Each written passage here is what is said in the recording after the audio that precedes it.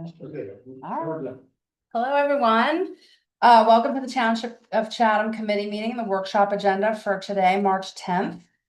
The meeting is being called to order at 7:31. Mr. LeConte, has adequate notice been given, please? Yes, adequate notice of this meeting of the Township Committee was given as required by the Open Public Meetings Act as follows.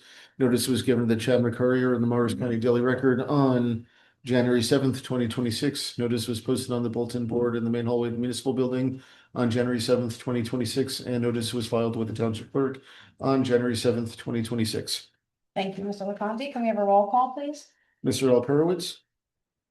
Mr. Choi? Here. Mrs. Ewald? Here.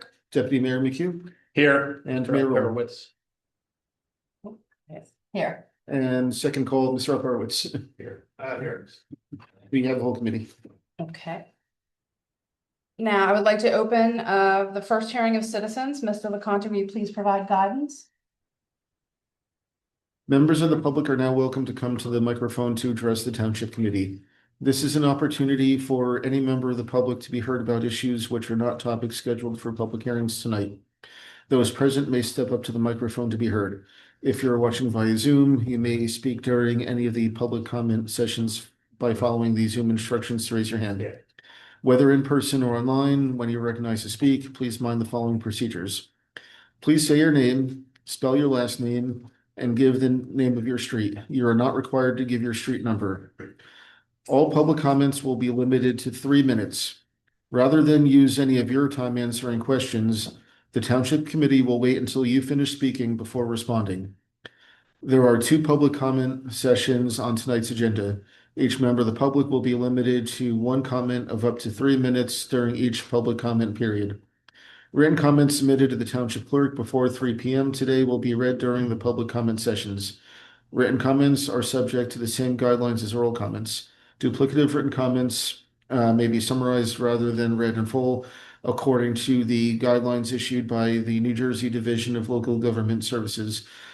These rules will also apply to the public hearing on the ordinances this evening, and if anyone's here about the ordinances, we will have separate public hearings for those matters.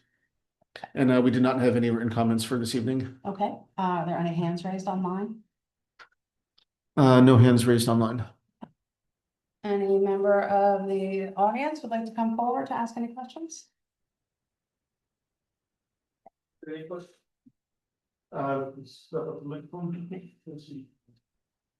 Questions or comments, anything? And this is for anything other than the ordinances? Okay. The ordinances are the affordable housing matters.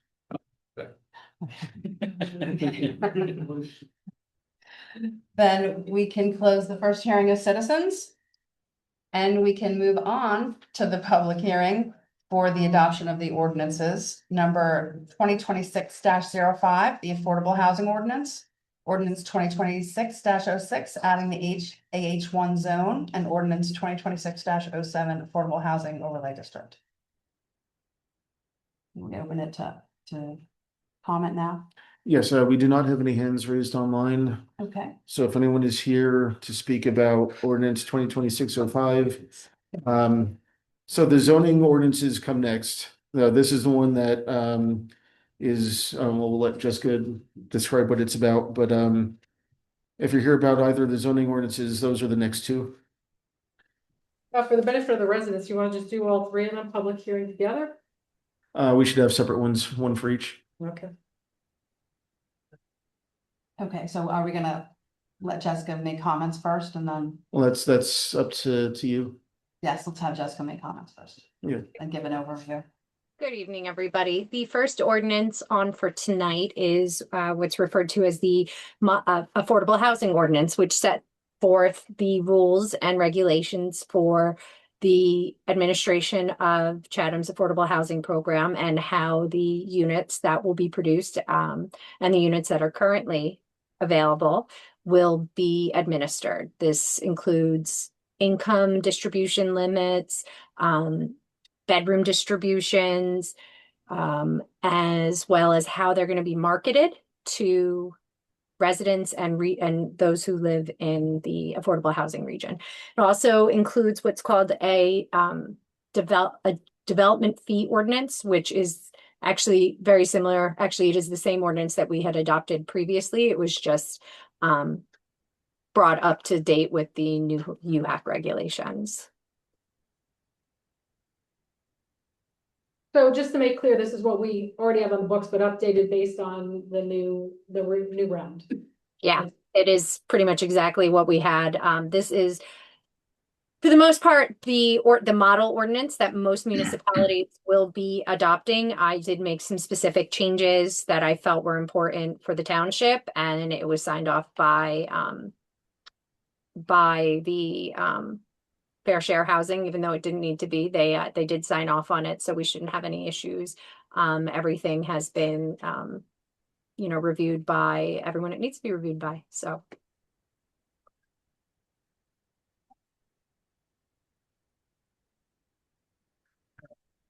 Okay, any other discussion?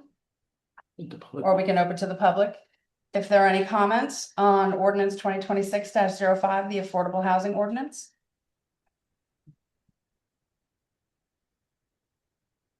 Ed or making tap in the chat. Reading through this stuff, can you tell me how many units you guys are meaning to build or whatever? I know there's the Southern Boulevard. I can't hear you. Can we- Oh, you can't hear me at all? Speak into the mic. Okay, sorry. Ed for making. Sorry about that. I'm trying to find out how many affordable housing units you guys are committing to build through this settlement. So we did not settle with fair share housing, so there is no settlement. This is the affordable housing ordinance, which does administer the affordable housing units which will be created.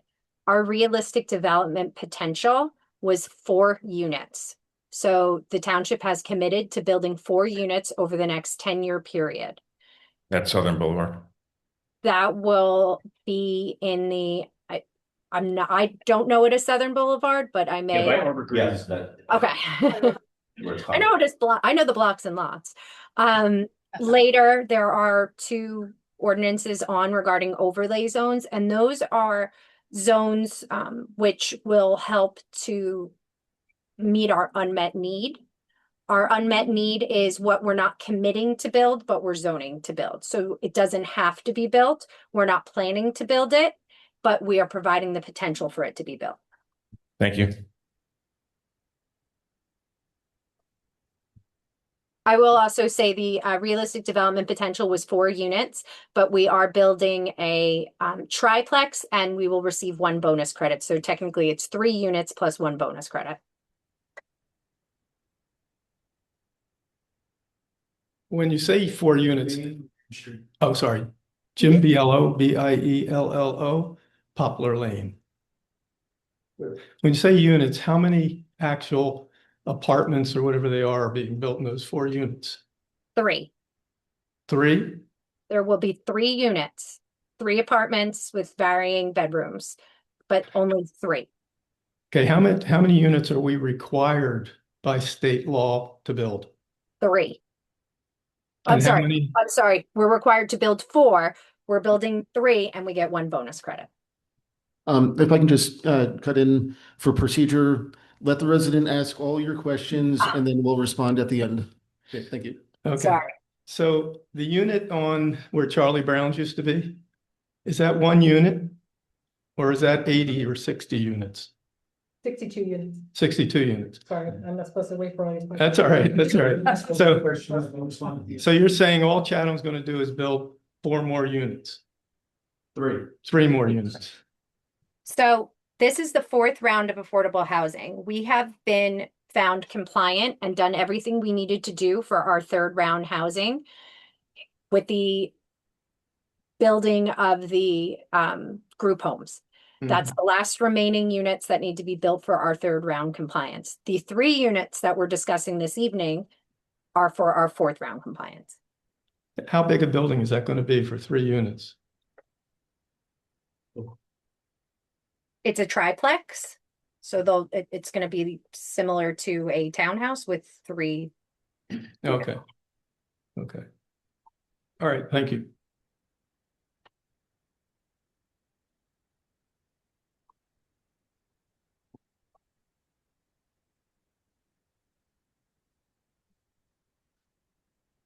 Okay, just as a reminder, before you start, ask all your questions, and once you're done, then we'll respond. Once we start responding, you're done with questions.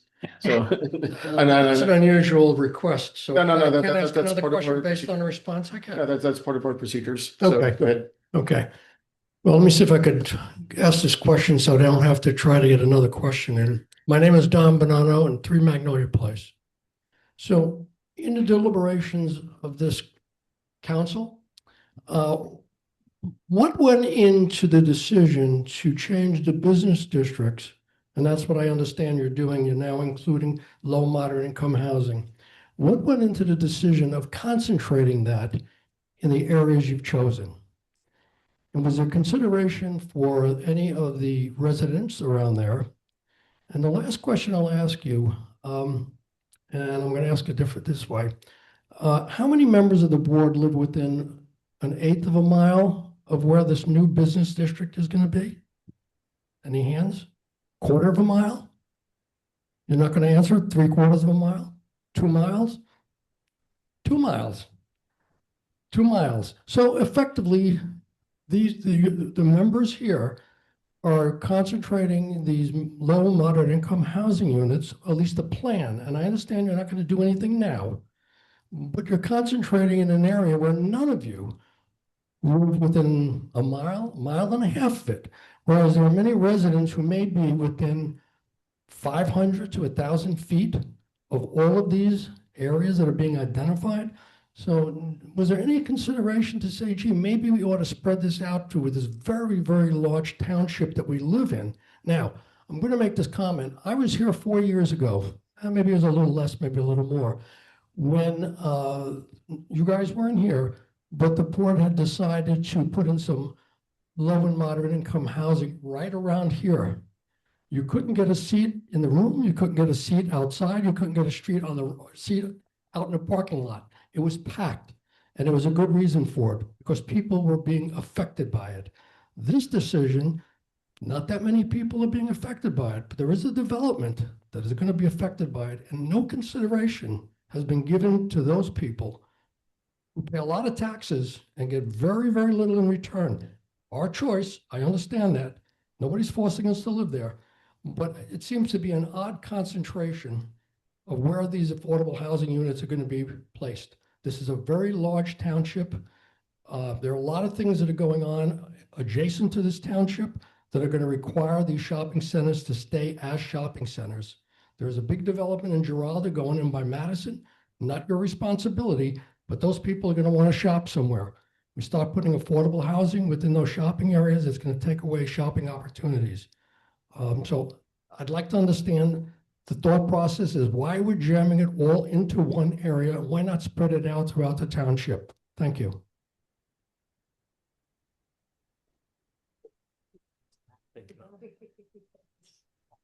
Do you want to make? Provide some clarification first. Yeah, Yes, there's yeah. definitely some legal clarification. Yeah, I Well, let's answer the person who. Oh, you're gonna answer this question? Yeah, we're gonna ask. Yes, Realize I can't answer her answer, so I'm trying to see her. but if you want to come back up, if you have a follow-up question, you're more than welcome to come back to the mic if you want to. Okay, should I go to my? No, we're gonna answer his question. We're gonna have our legal. Do you want me, Yes. do you wanna provide, I can provide, wanted to provide some clarification just to make sure residents understand. So the third round affordable housing, which was the last round that we completed, we built 62 units, which is the Charlie Brown site, and 24 units went in at the Arbor Green site. Those are 100% affordable units. We are obligated under this fourth round to build 3, which gives us 4 credits, affordable housing units. The overlay zone, in our third round, we did an overlay zone over the property that's next to the Chatham Club. The overlay zone provides the option for a developer to come in and to do residential housing, but it's mixed in terms of being affordable and market rate. So we already have an overlay zone on a property that's been in place during the third round. But whether or not a developer comes in, it's up to, the market dynamics, it's up to the development. That was never opted. But it would, in that property, it's 36 units. and it would be mixed use, and it's 5-to-1 ratio, market rate housing to affordable housing. The overlay zone, the reason that it was put over that area is we have to provide a realistic development potential for those units we still have an obligation to build, but we don't have space to build. So you have to provide, you have to meet that, it's basically an unmet need. You have to provide some way to accommodate for that unmet need. And it is the same way as that property Fairmount Commons that's over by the Chatham Club, in that it allows for market and affordable. So I think it's a 20% set aside affordable. And the way it was structured is so that it's 2 stories. I don't even think it allows for 3 stories of residential development, similar to what you already have at the Charlie Brown site and other structures in the area. And again, market dynamics, the people who own those properties, that may not happen, but it was our obligation to provide a realistic development potential for that ability to put in the multi-unit housing. So I hope that, I just wanted to clear that I still respect everybody's input, and I just want to make sure we understood what the dynamics are. And now I'll turn it over to whoever else wanted to provide input.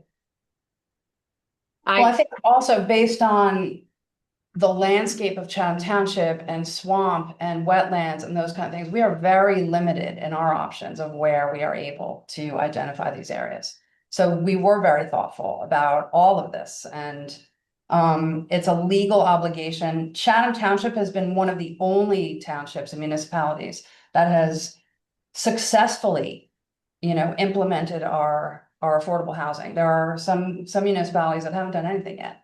And Fair Share Housing brought lawsuits against every municipality, over 400 municipalities in New Jersey. Chatham Township was one of maybe 2 that were successful in winning. Unless, if your fellow. I'd like to just ask.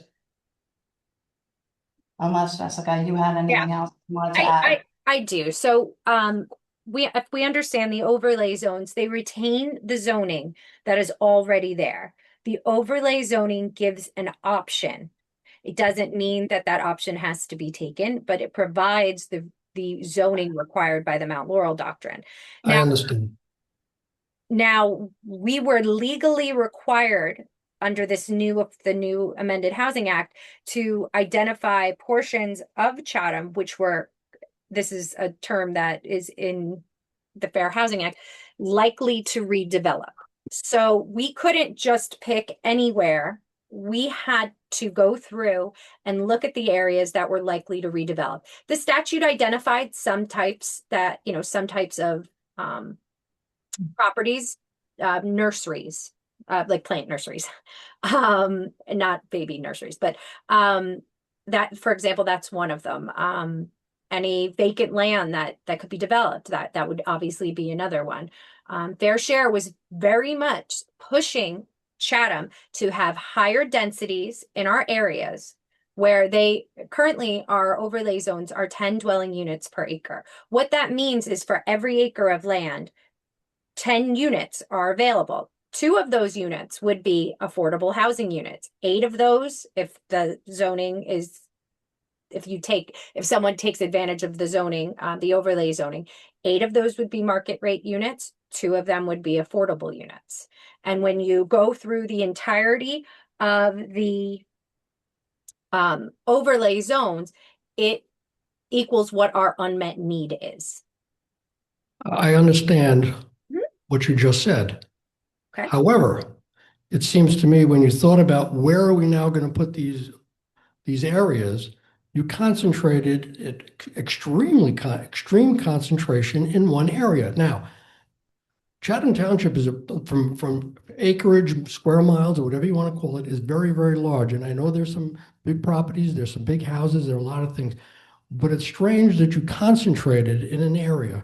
There are 2 shopping malls that are critical to this, to not only our area in Chatham Township, they're critical to Madison. I know we don't give a damn about Madison. We don't ever did. Madison's going to build on Giralda. Where are those people going to be shopping? What you've done is in my opinion, you've taken the easy way out. You said, you know what? We're not going to look how many people have shown up here tonight. Almost none. Because you know what? Because they're not affected. When we had the recommendation to put low and moderate income housing on this property here, and I just talked about it before, you couldn't get a parking spot, you couldn't squeeze yourself in here. So it's a matter of, you know what, I think you made a decision on who are we gonna annoy? Who are we gonna get mad at us? We don't give a damn. Those people in that development behind there, we don't give a damn about them. We pay 2.5% of the taxes, we get nothing. That's our choice. That's not a complaint, it's our choice. But I think you've taken the easy way out, said, you know what, let's make it a business, to change the business zone to a business affordable housing zone. And it's given you an easy way out. You didn't do enough work on this. There's got to be other areas you could have identified instead of concentrating it. And that's why I asked the question, how many of you on the board live within an eighth of a mile, a quarter of a mile, a half a mile? You could be 3 miles away and still be in this township. I don't know, I'm not asking where you live, but that's the issue. And I don't think you've given enough thought to what you do to other people who are big contributors to the tax base in this town without really saying, you know what, maybe we should have diversified this a little bit more. So that's my complaint. And I know you've already voted on this, so it's probably a dead issue for us, me living in this, where I do. But you're concentrating the zone in one area of this enormous township. And I know what you said, we got swamps, we got a lot of things. There are other areas, and I would love to see the other areas you looked at and turned down. Thank you. So I would say the other side of that is not only, I've lived here for 25 years. I grew up in Madison, actually, so I I've lived there for 35 years. So, there's also consideration for our new residents and the people that will move into town, if there is affordable housing. People that qualify for affordable housing, there's a reason they qualify for affordable housing. I understand. They may or may not have an automobile. They may or may not have transportation. We're required at Charlie Brown's to provide transportation to the train station as part of affordable housing because they may not have transportation. So I think as a human being, to put them out on Myersville Road is, Yeah. I didn't think that was the best. Prior answer board, to. So prior board decided here was a pretty good place. So boards have different opinions. So that's this board's decision, and I'm sure it's an easy one for you guys to make and say, you know what, people who have affordable housing, they don't have 2 or 3 cars, put them where they're shopping. Well, guess what? If you put affordable housing in there, where are they going to shop? They're not going to shop there if you take away the shopping malls, not malls, but the shopping areas, the two that abut Shunt Pike Road. So it just seems to me you guys made a pretty easy decision. Let's make this decision. We're not going to have a lot of people screaming about it. It may never happen, but you know what? You're being very unfair to the people who abut those properties. Very, very unfair. You should go back and rethink what you've decided to do. Mayor, if I may, just make a couple Yes. comments. First, if I may just clarify, if I'm hearing the gentleman correctly, this has been structured in such a way that we have what's called an overlay zoning. So the underlying pre-existing zoning still exists and is applicable. So I think the notion and to the extent that something doesn't materialize there per this plan would be not to eliminate the commercial component, that is to say the retail shopping there. It would desirably be a mixed use structure where you've got residential with the existing, some semblance of the existing retail along with parking. So that's a hope and desire. And again, this is a straw man plan that may or may not happen over the next 10 years. That's sort of the horizon. A couple things. I understand and I certainly respect your opinion. There's a lot of work that happens at the committee level. That is to say, the Affordable Housing Subcommittee. So there's been extensive hours consulting with professionals, looking at maps, so on and so forth, and looking at the drafting of the affordable housing language. So one of the first things we did was certainly not accept the preliminary figures that were provided to us. We took a proactive and aggressive step to challenge those numbers, reduce it, and we effectively did. We were sued twice by the New Jersey Builders Association, and then second time by Fair Share. We effectively reduced the commitment by, I think, about 10%. Most municipalities just accepted the numbers. There were probably a number of them that challenged it, and we are now, I think it's, I guess, one of 2 that successfully defended the plan that we put forth. So it's been accepted by the state. So all that is good news. What I can also share with you is that one of the things that's become abundantly clear to me, and I think other members of the committee, is that we cherish our green space, our open space. We love our parks, we love our trails, we love the aesthetics of the township. So one of the factors that we took into it was not to set aside and make vulnerable undeveloped parcels of land that have environmental sensitivity, that have trees, mature trees on it. An attractive component, and this is one of multiple components that we looked into, is that the sites that we selected are already developed. They're already impervious coverage. There's asphalt covering that land. It wouldn't affect any environmentally sensitive areas. We would not be cutting down trees. We would not be reducing our open space. So that was a factor that went into it. Another factor, and I think Mayor Rowland had alluded to it, was we already have existing transportation there. That tends to be a variable that comes into the mix. It's not a prerequisite in every application, but we have another bonus element, which is that the transportation already exists there. So we can piggyback that without any potential accretive cost in the event we have affordable housing plans that come to fruition in other locations. It's sort of ideal because it's a short hop, skipping away to the Madison train station. Chatham's a little further down the road, but again, there's pre-existing transportation logistics already in place in that general vicinity. So those are two other components that certainly went into a panoply of variables that we looked at in order to make what we believe to be a reasonable plan. A third I'll share is pre-existing utilities. So for example, the things that get carved out are lands that don't have any sewer system, for example.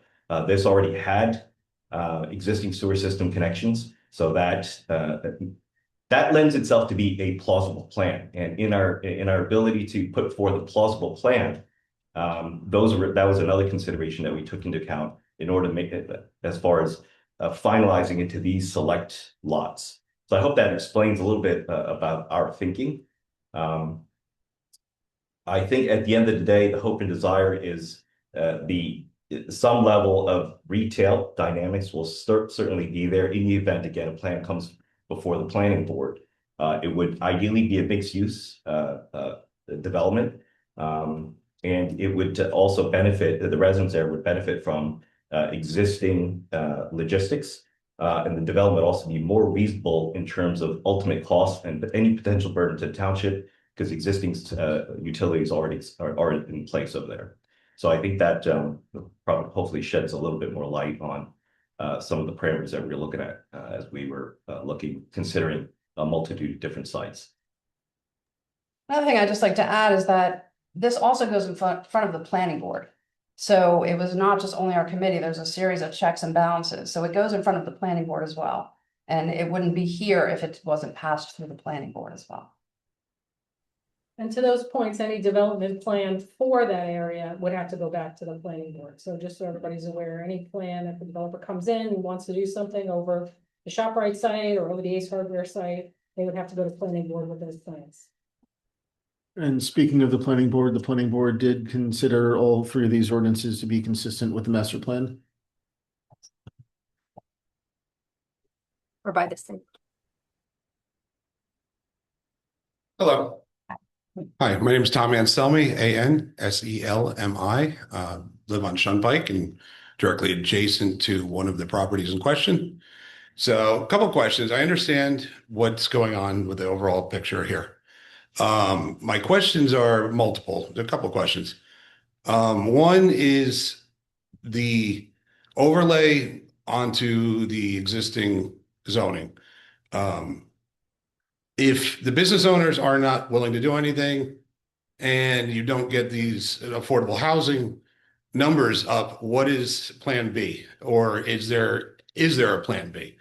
Because I've seen them go eminent domain and try to take over places. I'm hoping it would never go that route, being that we live in Chatham Township and not, somewhere else, for lack of a better term. My other question is being adjacent to my property and I having gone through hoops to get variances because of the 2-acre minimum or whatever it is in Green Village. I had to go 9 months trying to get variances and permits just to put a single family house on a 1-acre lot. And so the idea of having 37 units right next to my house that could be 3 stories tall. And that's what it says, not 2.5, but 3 in that area.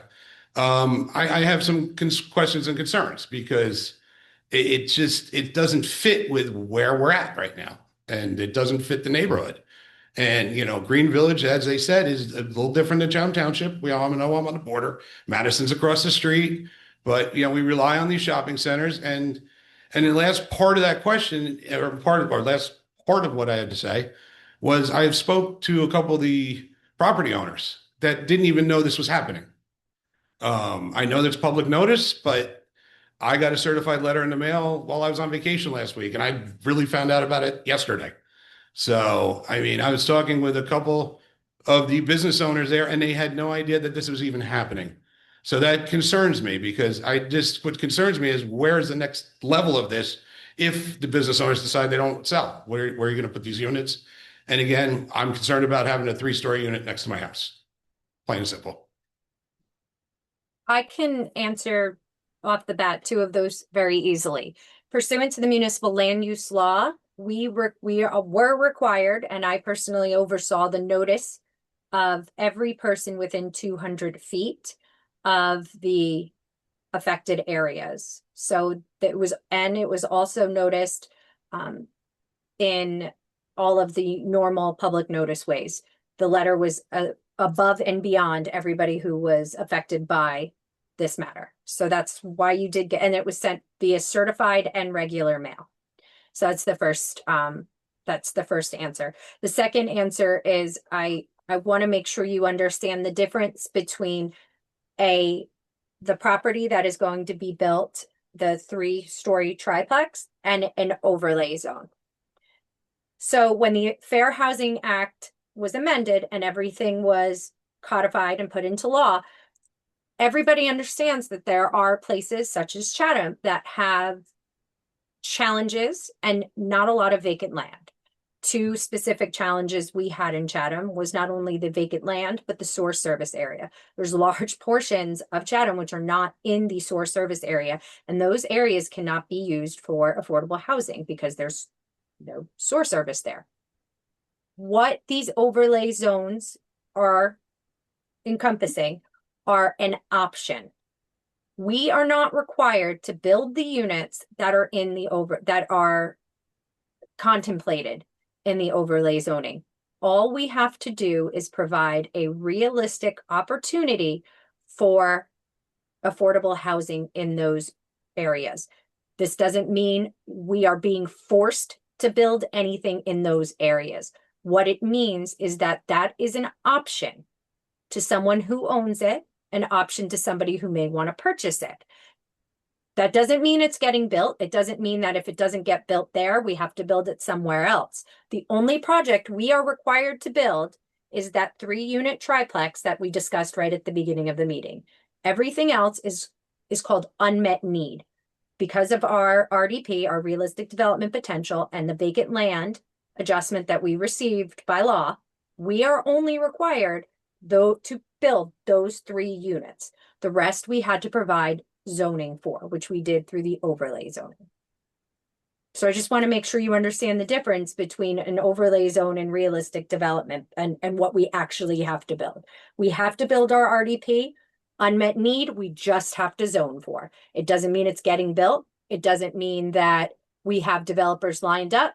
It means that we as a township have provided the realistic opportunity by zoning for those units. No, man, I understand that completely. But my question is, at what point does this next stage of the affordable housing kick in where you have to meet another number? There isn't the intent. So this level 4 that you're doing this preliminary, then why are we bothering doing it if we don't need to do it? Because we are doing what we need to do. You're required by law to do it, but it also says we're required by law in the next stage at some point to add more affordable housing. So that's my point. At some point, this is going to have to be pushed to become more affordable housing. I'm okay with that, but I just want to know what that time frame is. You're saying that then we're doing this overlay and it's just they're not going to do anything then. If I may, Well, I'm curious. just to clarify, so the state of New Jersey, there's been a series of lawsuits Yeah, no, I'm aware. over history, decades in New Jersey, starting with what's known as the Mount Laurel decision. Yeah. It originates in Mount Laurel. And that's what's really set the stage for this affordable housing in New Jersey and what's known as rounds. Understood. Each round is composes of a number of years. This round is a 10-year period, Right. right? We finished the third round. Each round, depending on how the state legislature and governor decide they want to handle that round, Understood. we'll come up with a set of rules and parameters and a new process for it. Right now, we are in the fourth round. We've done what we need Right. to do for the prior rounds. Right. No one knows what the next round entails. So then, There could be another governor, there could be another legislature, there could be so many Okay. different things that could change in New Jersey and in the country that we don't know what's going to happen in the fifth round. Or there may not even be a fifth round. right, but But likely there will be. All that we're required to deal with right now is the fourth round and the requirements under the fourth round. And those requirements of the fourth round are, as our attorney explained, has been discussed, realistic development potential, an RDP, Right. which is just a mechanism to allow through zoning opportunities. Ways that developers, property owners, buyers, sellers can potentially do things because the current zoning does not allow for it. The argument has been in New Jersey that towns don't allow for zoning because of 2-acre requirements, 1-acre requirements, all these different things. Says you can't build affordable housing in New Jersey because the restrictions are such that they preclude it and don't want it. So in this round, it says you have to provide for an RDP, and that's what towns are doing through these overlay zones or other mechanisms. That's all we have to do in that regard. Then there's the regard of actually units that you do have to develop, those obligations, and that's what we are obligated to do. So the two aren't really related. It's not that we're going to then be forced to do the things that are in the RDP. In this round, they were totally different. You're looking at your vacant land analysis. You're looking at what, as Committeeman Choi had explained, what circumstances may lend themselves to actual development. So they're two different things, just so we're not confusing those. The overlay zone that we're dealing with tonight is just to ensure that the zoning does not preclude affordable housing. And so the zoning that we're creating that allows affordable housing is being done so in a way that the density, understood. right, can allow for a developer to meet based on the size of the land, based on all these different factors, the height, the size of the land, all these different options to allow for a developer to build what's known as realistic. And what goes into realistic? The market conditions, the utilities, from good planning, right? Understood. Good sound planning. We retained the services of a professional planner, not just the township committee here, but also the planning board. And they have to review that according to the master plan to see, are the locations and the plan that you're putting forward together sound planning that makes sense in the state of New Jersey and makes sense, because what ends up happening is we get sued, and we did get sued, just like all these other towns, because entities actually are saying, you're not doing enough. What you're saying is not good enough.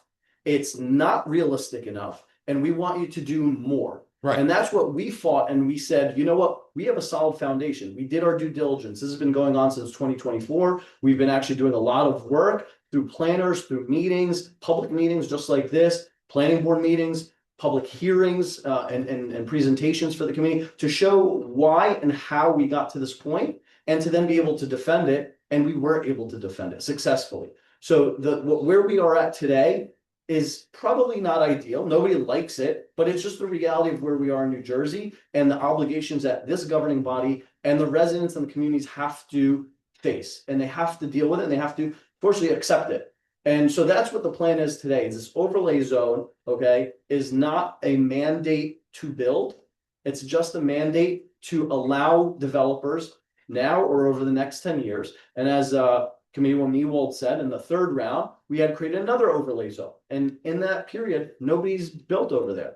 Either the economics weren't suitable, they didn't have a desire, they were happy with the way it was. And that's exactly what could happen with this. But this governing body is proposing under this ordinance to create that plan for the next 10 years. Oh, and I understand it. I understand it completely. And I'm a general contractor by trade. I do heavy highway bridges and have done development types of places. So I understand the infrastructure very well. I understand why you picked the place. My concern was not so much of, how it was picked or why it was picked, My concern again is like, what is the next step in stage But 4? that's why you keep saying you understand. That's why I've explained. There isn't, this is the next So- stage. This- So this is, but I just wanted to clarify that nothing, there's not gonna be a push in 5 years. If I can, there's no action item for us to go to the ShopRite development. Okay, center fair to enough. Say, look, I get my food every day at ShopRite. I get my haircut at these. I get the. I get it. Stuff. Like, nobody is putting them out of business. If the property owner of that development decides to call it quits and ShopRite goes out of business and Dunkin' Donuts folds up shop, I understand. then, and they want to put a development there. They have the opportunity to do that. I get that. To, former Mayor, Mike Choi's point, we hope that it's a mixed use development because we all use. Of course we do. And okay, that was a clarification that I was looking for because again, I'm a planner.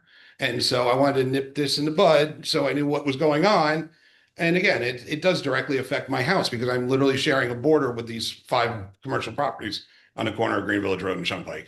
So having a 3-story building staring in my backyard is not something I'm happy about. So I'm just, It may not be a 3-story building. it may not be. And I can fight in zoning at that point if it ever goes to that point. So that's why I just want to make sure that we weren't going further than I thought we were. So thank you for your time. And just for perspective, the allotment is for 10 units per acre. The Arbor Green property is 24 units an acre and the Charlie Brown site is 20 units an acre. So just so you have perspective in terms of what it would potentially look like relative to what's there. The property next to me is 3.7 acres. That's why I came up first. Just a quick question.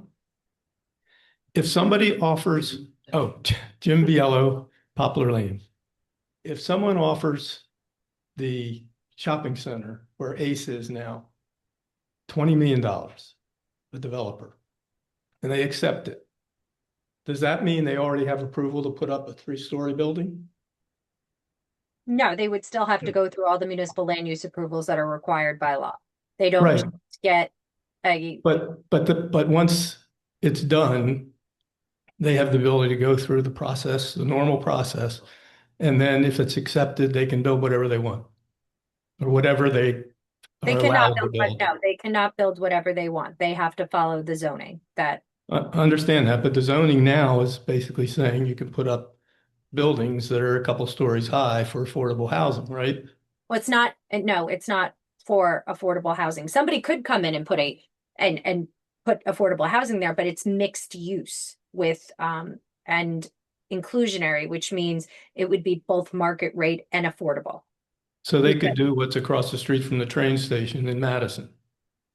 They could have some buildings underneath that are, Stores. and put 3 or 4 stories of apartments on top. They cannot put 3 or 4 stories of apartments on top. It can only be 36 feet high. So if there are commercial on the bottom, they're constrained. 2 stories on top. They'd be constrained by, and they're also constrained by the amount of the density. So they would have to look and see how big the lot is. You still, no matter what it is, you still cannot go above 10 units per acre. Okay, thank you.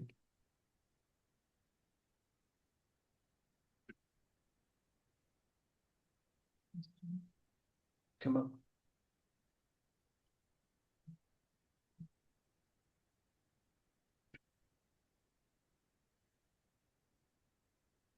My name is Paul Wayne, WEHN, 689 Shunpike Road. I live just a little past the 200-foot boundary. I have a few comments. I guess it might be summed up with the fact that I think Hickory Tree has already done its duty as far as affordable housing has gone. We've put up with an enormous development across the street. I think we've done our duty.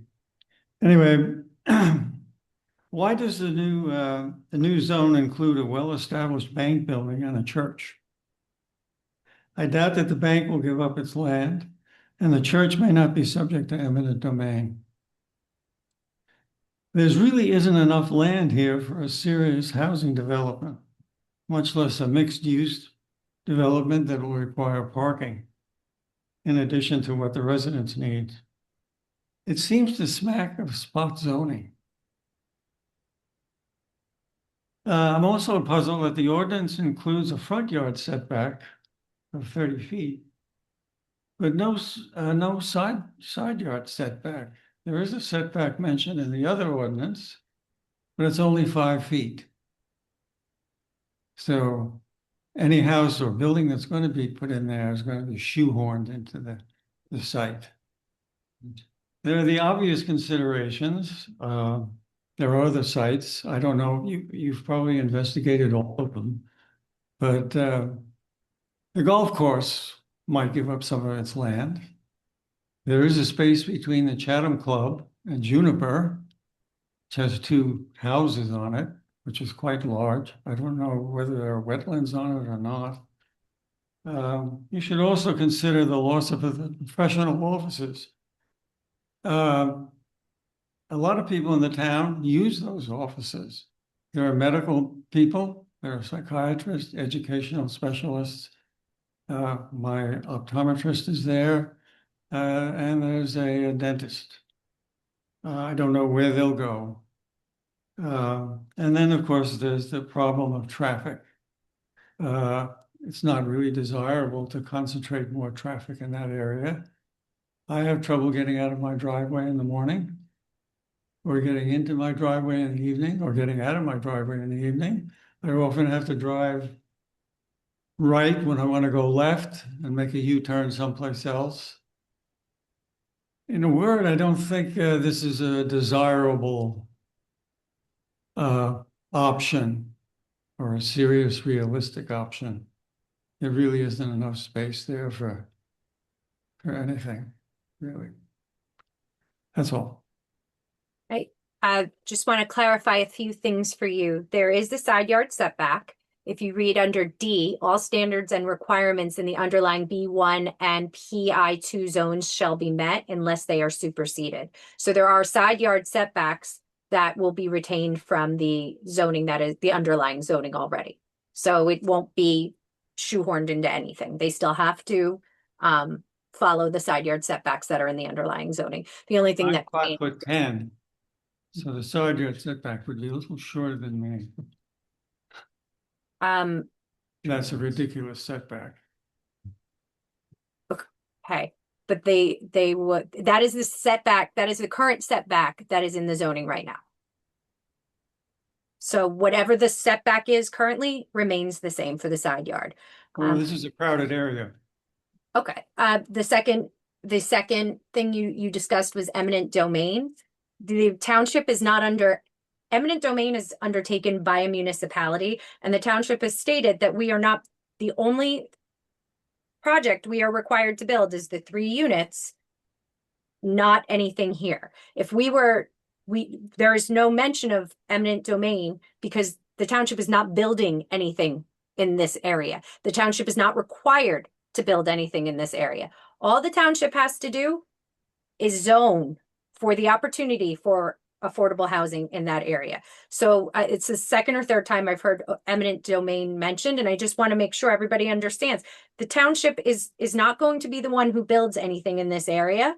They're not looking to build anything in this area. Therefore, eminent domain is something that is not on the table anywhere. That would be if the township was going to build something, if they were the ones that, if it was municipally sponsored project, which this zone is not. I also heard you mention that we were going to lose all of those professional offices that were there. Again, just because it is zoned for this meaning, it does not mean that those offices will leave. That is not a foregone conclusion that any of these businesses will be displaced. If somebody was to buy these projects or these parcels, my understanding is they're all in use currently. And in order, which means they're more than likely making revenue, in order for somebody to go in and buy these projects, it would have to be financially feasible. And there are a lot of things that would go into penciling out a project, but you have to remember when a developer buys, when a developer is required to put in affordable housing, they take a haircut. They know going in that 2 of those units for every 8 market units they have to build, 2 of those affordable units they're not going to make money. In fact, they're going to probably lose money on those affordable units. So that is something that developers, when they are going to build in any area, they take that into consideration. So there are financial considerations that have to be taken into account. Would they make more money with it being a ShopRite, or would it make more money as, you know, there are many considerations. So I don't think it is a foregone conclusion that business and medical offices are going to close or that shopping centers are going to close. It is an option that is now being proposed for those areas. Well, it is true that if the bank and the church do not cooperate or are not interested in selling their land, there's only one owner who is. Is that spot zoning? Again, we're not requesting that anybody goes out of business or stops, but churches might. I'm not requesting that either. Banks might close, and on top of that, if they decide to leave and sell their property and they want to develop, these are all multiple steps here, then there are certain obligations. But there's no action item for any of us to see any of those businesses in any, or churches or sports clubs or anything else close. These are things that we all use as residents of Chatham Township, and we wish them ongoing success. Thank you.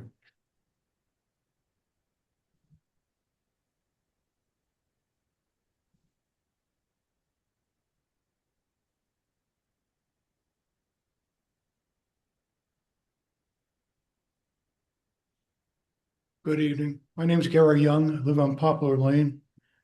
And I'm not going to say the same things that everybody else has said. I'm sure you've heard enough to feel very satisfied as to how you feel about this. However, I would just say to you, there are a couple of points I think that Mr. Bonanno raised that are very valid. One of them being, and the other people here, one of them is I think there's an over concentration of this type of use pursuant to this act that burdens us in that one corner of the town, which is very unfair and discriminatory. And because we don't have equal opportunity here under the law, it's not equal application. It's burdening us much more than anybody else. And I appreciate that it's a pre-existing condition. You didn't have these laws to contend with in 1789 when they were first developing Chatham, but you know, you have to live with what exists today. Okay. And living where we do, having those commercial properties adjacent to us is a quality of life benefit. Okay. So we feel threatened by the potential loss of that use. And it makes our lives better. I can walk to those stores.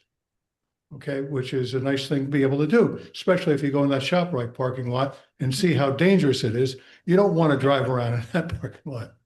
So I object to this on the basis that I think it was an easy way, and I believe there may not be an easy way out, but I think it was about the easiest way for you that you could conjure up, which is still, I appreciate that, but nevertheless, it's unfair to us. And we have valuable properties. We pay taxes, we pay a lot of tax. And I think this would take away and potentially prejudice the value of our properties. So I would ask that you keep that in mind in your consideration because there's a consequence to that. So hopefully that won't be realized. The other thing I would just say to you is by passing this ordinance, you put a crack in the door. In the absence of this ordinance, someone would have to make an application. I don't know if it would require a change of zone, but it would be something more burdensome. By virtue of having this statute in place, if a developer comes along and says to the owner of that property, we're going to give you $20 million because we want to build all this affordable housing, we'll make out like bandits. I'm concerned about that because I think there is a possibility of that. So I would just ask that you reconsider this because I consider at least some of the impacts that it has on us. Thank you.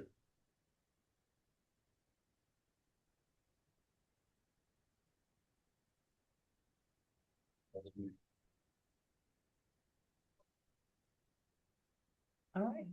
Any more comments? Mayor, if I can add just a point of clarification for the members of the public as part of the information I was offering before, right? there's a consequence to not doing this or to doing something else. And I think it's important to understand what the consequence is of not doing this. I can surely speak to it, Jessica. If we do not do this, right, we are at risk of what's known as builder's remedy lawsuits, right? We Yes. lose our immunity from developers being able to sue us and essentially say, I want to build affordable housing anywhere I want at pretty much whatever density I want. Is that correct? Yeah, so what would happen is if we do not pass these ordinances this evening, we lose our immunity. Developer can come in and say, great, I'm gonna build, say they want to buy 2 single-family lots next to each other. They would then be able to put whatever they want with whatever setbacks they want, build as many units as they want in order to meet our affordable housing. And it'd be under the guise of saying, well, I'm going to build 100 units. I'm going to build a 100-unit project in this 2-family lot. And it happened in other municipalities. And you would have 100 units in a 2-family lot, and you would get your 20 units of affordable housing, but you'd also get 80 units of market rate units. So you remember, for every 2 affordable units, you have 8 market rate. So I think it's important to keep that in mind. This governing body did not take the easy way out. This governing body looked at also, you know, I hear some concerns, and there are legitimate concerns, that there's fear that this may take away the shopping plazas, or somebody's going to come in here and think this is really lucrative. But the reality of it is not lucrative to build affordable housing. Affordable housing projects that are all affordable housing tend to require pilots, such as tax abatements. They require subsidies, they require grants, they require really low income housing credits, a lot of effort to build. So it is not a lucrative thing to just come in there and say, we want to build affordable housing. In fact, what does make sense for a lot of developers, and why this is considered, and why the court agreed and the special masters and the planners agreed that this is a good realistic opportunity, is because when you look around the state, wherever there are mixed developments, where there's inclusionary zoning, there does tend to be a commercial element associated with that, because that is also where the money is. So the fear that you're going to lose your professional offices, that you're going to lose your businesses, that you're going to lose some of the shopping districts is actually the exact opposite. Those are the things. So when banks are looking to close, when office buildings are looking to close, when grocery stores or cafes are looking to close, and the owner of that property says, well, this is no longer sustainable for me, this is a lifeline to ensure that those kinds of businesses stay in your community.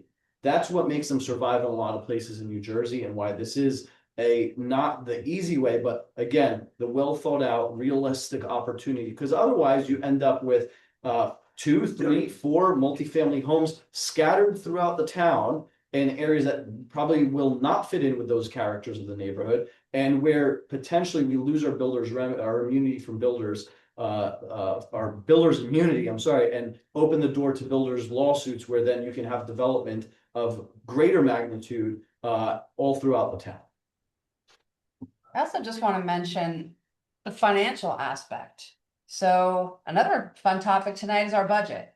And I'm a chief financial officer, so this is what I live and breathe and do 7 days a week. It's not easy to build the budget. And when you think about putting affordable housing in an area like on the cliff of Snake Hill, where we'd have to put in sewers and transportation, that like the costs were inordinate. And to former Mayor Choi's point, this is an existing overlay. We're not required to do anything. But I think something that we also always consider, something that's always at the top of my mind, is the financial aspect. When you talk about your taxes, I don't want to raise your taxes either, and you're paying enough taxes, but it's a reality that when these are imposed, this is a law that we have to comply, and we have paid. We have the most fantastic planners and lawyers that have honestly really saved us, because every municipality was sued, every single one in New Jersey, over 400, and we were successful. The last time you'll see my face again up here, I promise you. Very eloquent description, Dominic Bonanno, very Magnolia Place. Very eloquent description of what you had needed to do and what you were trying to do to save the township from being sued for things and so forth. The issue is the concentration the concentration of these areas you've identified as a new business zone, businesses plus affordable housing. It's not the fact, we appreciate the fact that we need to have affordable housing, but you've concentrated it. And I would really like to know what other areas you might have looked at. Now, you probably are not required to share that with citizens. And there's no other place in Chatham Township, no other place. You talked about transportation. That's an interesting point. More people, more transportation. That whole area coming through Shunpike, I'm sure you guys do it. If you live in the township, you go shopping at Shunpike. It's very concentrated. The roads are not, Shunpike is a narrow road. And all of the concentration, more people, more transportation. You need to go back and think about where else can you do this? Because here's the issue. Once this is passed and somebody decides to sell ShopRite or the Ace Hardware development, they decide they're going to sell because somebody's going to put a lot of money in front of them. And I appreciate the idea that nobody makes a lot of money on affordable housing. And I have one other issue. Is there anything here is there anything in this ordinance that prohibits the Township of Chatham from either donating, borrowing money to help pay for the affordable housing? If a developer comes in and says, you know what, we could do this, we need another $5 million. Is there anything in this ordinance that would prohibit Chatham Township from providing the money, providing a loan, or borrowing itself to be able to fund that? This is a zoning ordinance. This is not, that isn't something that would be in a zoning ordinance. No, it wouldn't be in a zoning ordinance. I'm not suggesting it is, but is the current board, current council? I would go so far as to say that you really can't do that. Yeah. But there's no real, again, Was there not obligated to develop in this overlay zone. So a developer could come here and ask, but there's no obligation to do that. No, there isn't an But obligation. By the same way that let's say this governing body were to pass any law, there's nothing set in stone, right? And if the state down the road in the 5th round says, hey, you have to do this, or a different set of individuals are sitting up here in 10 years, they can easily undo that. So and as I said, I think I would go so far, not legally, but you really can't do that because you're kind of negating a hypothetical that really doesn't even exist. Okay. Understood. All right. Said my piece. Thank you. I just want to say one more thing. I work with multiple municipalities. I have worked with multiple municipalities. Chatham is one of 2 that successfully challenged the obligation. 2 municipalities that successfully challenged their obligation, had it downwardly adjusted, and then refused because fair share was not being realistic. We refused to settle with fair share. I only know 2 places in the entire state of New Jersey that did not settle with fair share. We have a very compliant plan. We have a defendable plan. The court has approved our plan already. And your council, your committee has gone above and beyond, has stood up for the residents with not only this plan and the obligations. And there's not much I can say other than that to let you know that your council defended everything that they could, and they went up above and beyond, where everybody else was settling. Everybody else was, maybe, it's only a few more units. The committee refused to do that. They believed in their numbers, they believed in the professionals, and they believed in the law. And you should be grateful that they stood up to Fair Share and the Builders Association. Jim Biello, Poplar Lane. The precedent you were talking about, is it my understanding that we paid $6 million for the Charlie Brown property, gave it to a developer, and then gave him a $2 million 20-year loan interest-free? Because that came right out of our taxpayer pockets. So if that happened, then there is a precedent for it. Those are some roundabout numbers, you're correct, but that is different from the overlay zone. That was to meet the actual development obligation that the town had in the 3rd round, which was those number of units that former mayor and current committeewoman Ewald just spoke about. The obligation for this round is just those 4 units that we're building the 3 for, and we're getting that extra credit for. That's all our obligation is to develop under this round. So since we own that land and we're gonna be working with the developer to develop that, that's all our obligation is for here. Well, I think what Mr. Bonanno might have been asking is that in the future, would we ever do the same thing? This governing body, future governing, we don't know what could happen Or is in a it, situation where there is an obligation to develop. With this, with respect to that overlay zone, there is no obligation for us to develop, to do something like the Charlie Brown or something like these 3 units. That's the current obligation for what we're dealing with now and over the next 10 years. In the 5th round, should that come, when that comes, in 9 years or so, right? That's a whole different set of numbers that we'll have to work with. They may say you have 1 unit you have to build. They could say you have 20 units. We don't know yet, right? And at that point, we'll have to deal with the reality of, okay, what land could we do? What, the town had to buy that land in order to then turn it over. We don't have much land to develop. We don't have land that we own that we could develop, much else other than what we're looking at for these 3 units. okay, thank you. Mayor, And we looked at those 3 units because that did make sense from a financial perspective, rather than having to also go out and then buy some land from a property owner at really ridiculous expense. This made the most sense to be in the best interest of the taxpayers at the lowest cost, we felt.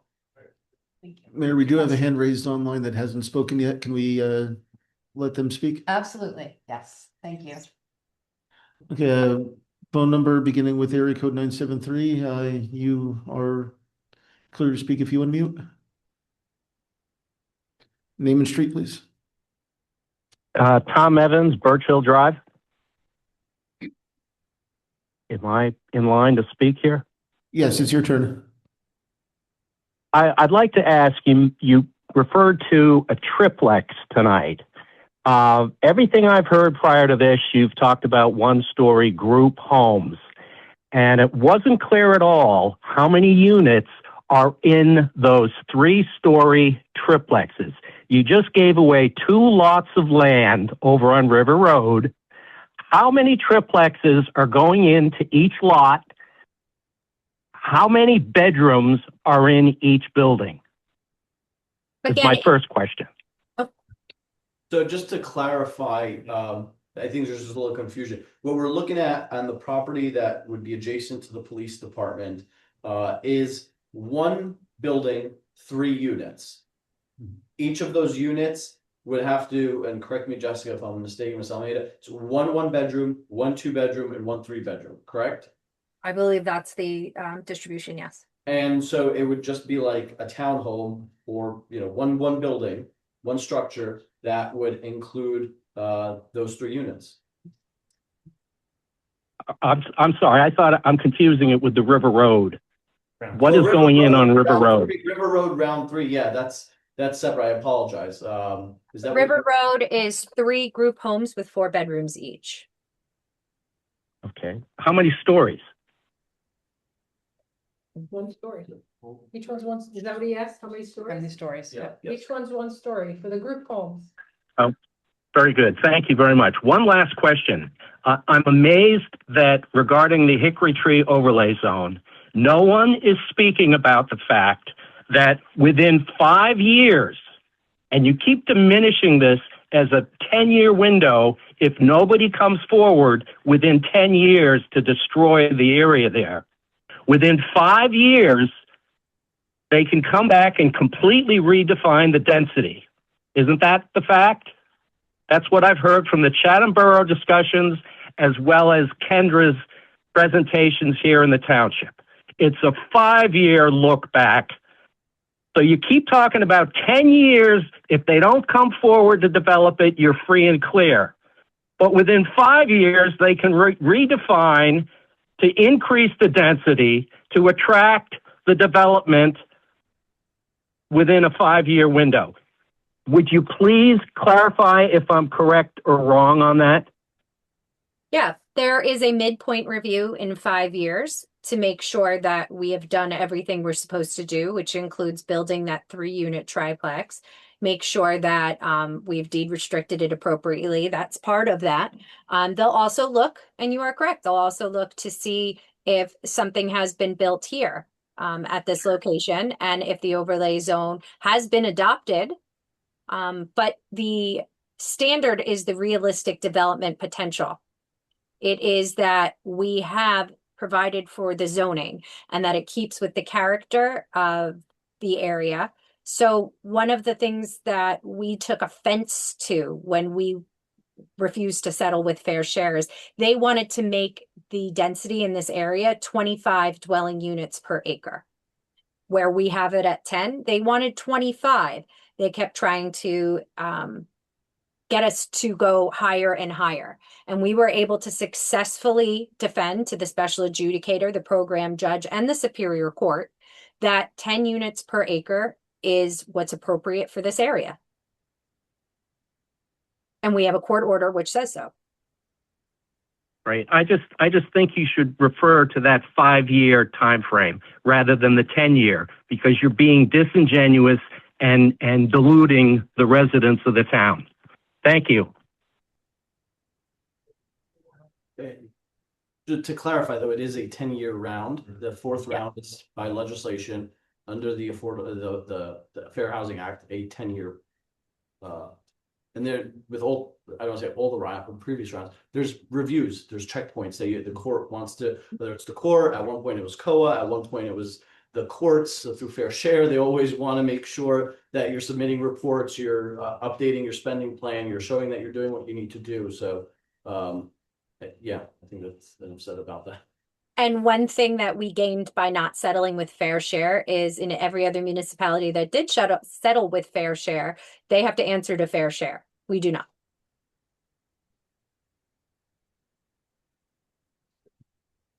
We are one of 2 municipalities out of over 400 That I know of, yeah, that we know of. that didn't settle and did not enter into a mediation agreement or consent. I just want Getting that to, done. by not settling too, I mean, the demand that was on the table by Fair Share was a far more burdensome and onerous proposal than even what the law required. And everything from the numbers to the mechanisms to the reporting, all of which would have resulted in greater density, more burdens to the residents, and greater expense to the taxpayers. So the fact that we were able to prevail and have the agreement of the program judge and the special master for the state, I think speaks a lot about of our plan and what we put forward. We did not take it lightly. We did not just rely on our lawyers and our planners to tell us what to do. We educated ourselves. We had a lot of conversations. We're grateful to have the experience of people that went through the 3rd round to be able to do this with the 4th round, which was a little bit different. So I don't want, I don't know, I guess I take it personally that people think that we just snapped our fingers and made an easy decision. It was not an easy decision. It takes a lot of time and effort and money, quite honestly, to do the right thing. This was the right thing to do. We fought for it, and I wouldn't just go to court and fight to fight. We had to make sure that we were buttoned up and tight. We were all felt very confident that we were buttoned up tight. We had the right plan that was right for Chatham, and we won. So I'm proud of that. If I just may say something for the benefit of the public, I think the overarching concept for us as it pertains to affordable housing was for the township to be able to manage the process along our desires and requirements as best we could, again, under the umbrella of the state law. Metaphorically, we wanted to drive the bus. The 3rd round was much more complicated. There were decisions, plans that were done under duress. It was our hope and desire that for 4th round, we drive the bus. We dictate within the confines of the law. We don't have all the answers because this is a 5-year checkpoint, 10-year horizon. Things certainly may change at some point or multiple points along that time horizon. But I think what this plan allows us to do is meet the present need of effectively net 3 units we'll be in a good shape there. I see foreseeably over the next several years that being completed. We'll finish the group homes, which will fully satisfy our third round. And I think we can present to the jurisdictional bodies a township that is compliant. We're making best efforts to manifest ultimately the spirit of the affordable housing laws. What is that to say that if nothing happens in this overlay, then we failed? I don't think so. And if something has happened there, have we failed or succeeded? Not necessarily the right. I don't think that's a fair way to look at it. I think at the end of the day, we looked at what we had within our control and we wanted to drive the bus. We wanted to maintain options as opposed to being forced to do something under the perils of builder's remedy or having no options and or close to no time and having to make bad decisions. So right now, this is a plan that complies. Our commitment today is 3. The plan complies. We have time, we have flexibility. We are driving the parameters on density. It is a modest and achievable number of 10 units per acre. Most larger size developments are 20+ units per acre. It is a massive density that I think would not be in keeping with the characteristics of the township. So we are driving and managing, controlling the variables. We're in a good place. We're in the driver's seat. We don't have all the answers, but we comply. We have a plan. We're not going to get pushed up against a short fuse or a time clock that's going to run out on us. I think we're in a very good spot here. We have a 3-unit commitment, and we've got a plan that satisfies that was just approved by court, and we're in a great place. Is how I look at it. I can respect the concerns about concentration and congestion, about possible changes of character of that particular area. It's an overlay zone, and it complies with the plan, and we've fulfilled our obligation today. I think for the residents who, I think when you look at these ordinances, it's a tendency to catastrophize and imagine a 600-unit building there that forebodingly overlooks the sidewalks and shadows up the entire Shunpike Road. That's certainly not the case. We've put together something that complies. Whether or not it comes to fruition, that's not within our purview.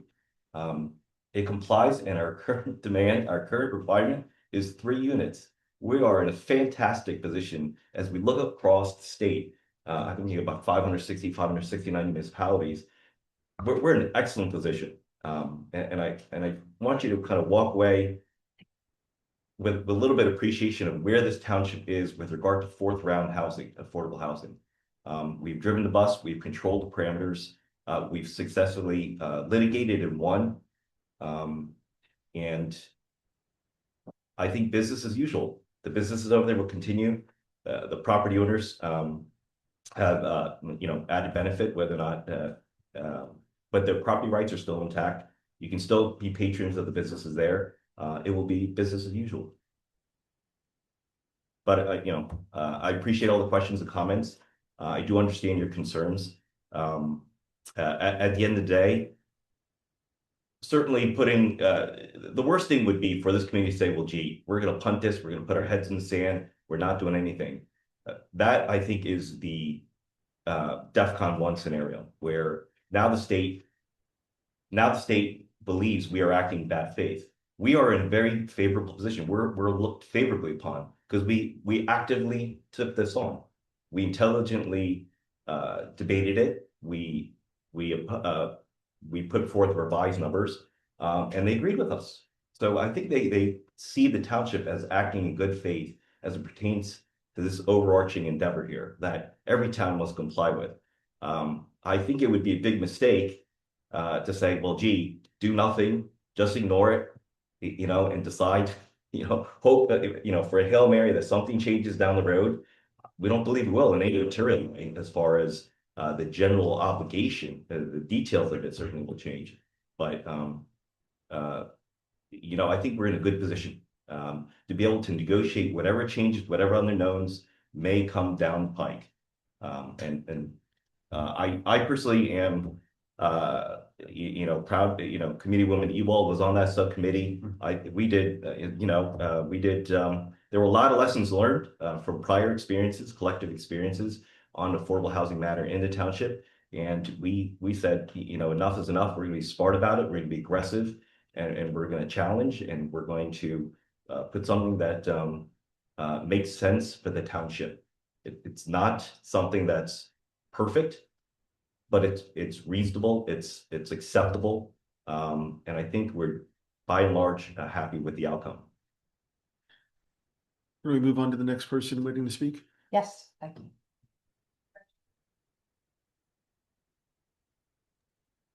Jessica? Yeah, hi, it's Jessica Romeo on Pine Street. I just want to say, you guys have put in the elected officials, the township committee and the professionals have obviously put in tons of work and thought. And I think you should be applauded for your efforts. I think we should all be grateful for the work you put in, the care and the thought you put towards this. So thank you. That's all. Thank you, Jessica. Any other questions? Yes. Okay. Jen? Yeah, hi, Jen McNally on Noe Avenue. Just to speak, how Jessica, thank you to everyone for the hard work. I have been listening to the comments, I've been following this, and I think if you've closely followed the past history of the affordable housing obligations in the township, we've been backed into some difficult corners in the past. And I think that people here, like Jessica said, have put some really serious thought and consideration from the township elected officials, from the township management, our lawyers, everyone else, some incredibly thoughtful work into this. So we do have what Mike said, we are driving the bus. In the past, we were not driving the bus, and we have been backed into some other situations. And this is smart. And the obligation is for 3, which it probably could have been, if you look at other towns, a whole heck of a lot more. And I appreciate everyone's time, and thank you so much for all your hard work.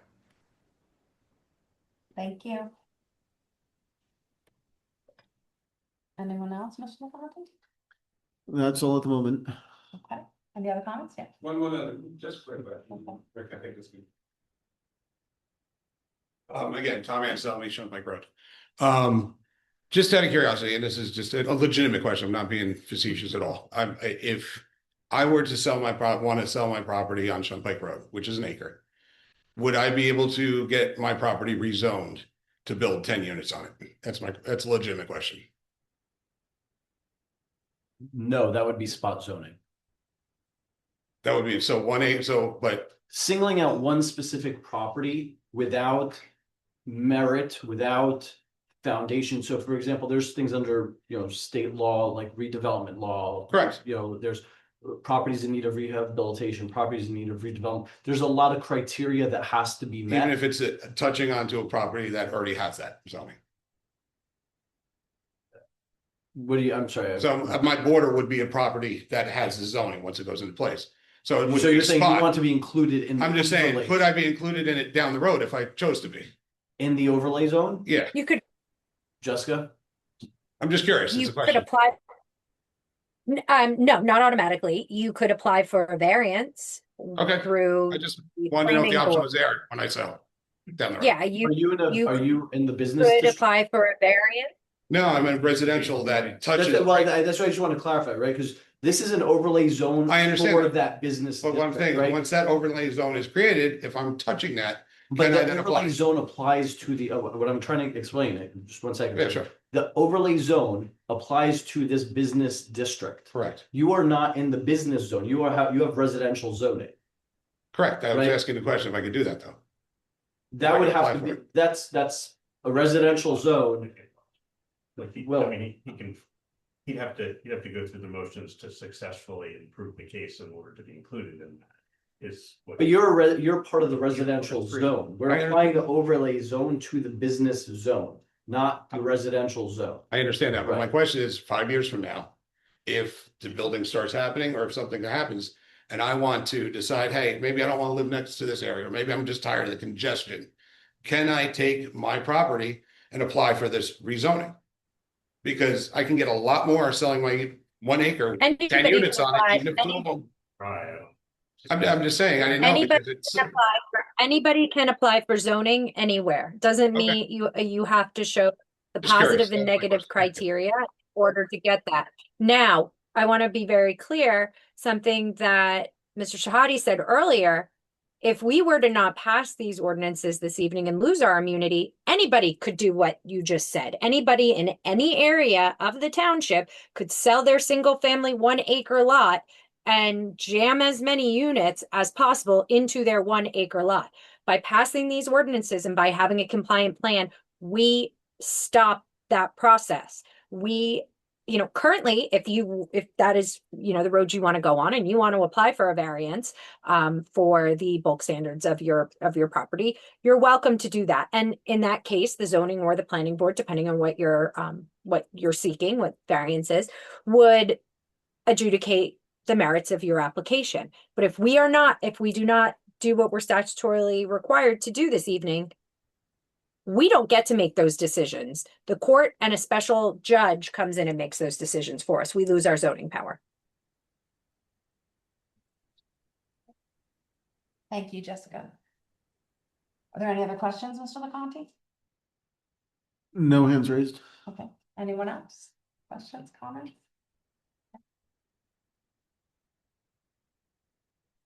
Rick Carlin, Shunpike Road. Wife and I have lived here for 34 years. Very quick questions. One, it sounds like, because I haven't done a ton of homework, I have too much other homework, that the township is subject to these requirements separately from Chatham Borough, correct? Okay.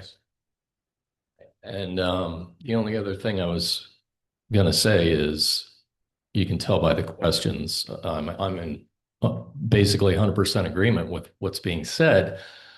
But so 2 years from now, I decide to sell my home. It's zone single family residential.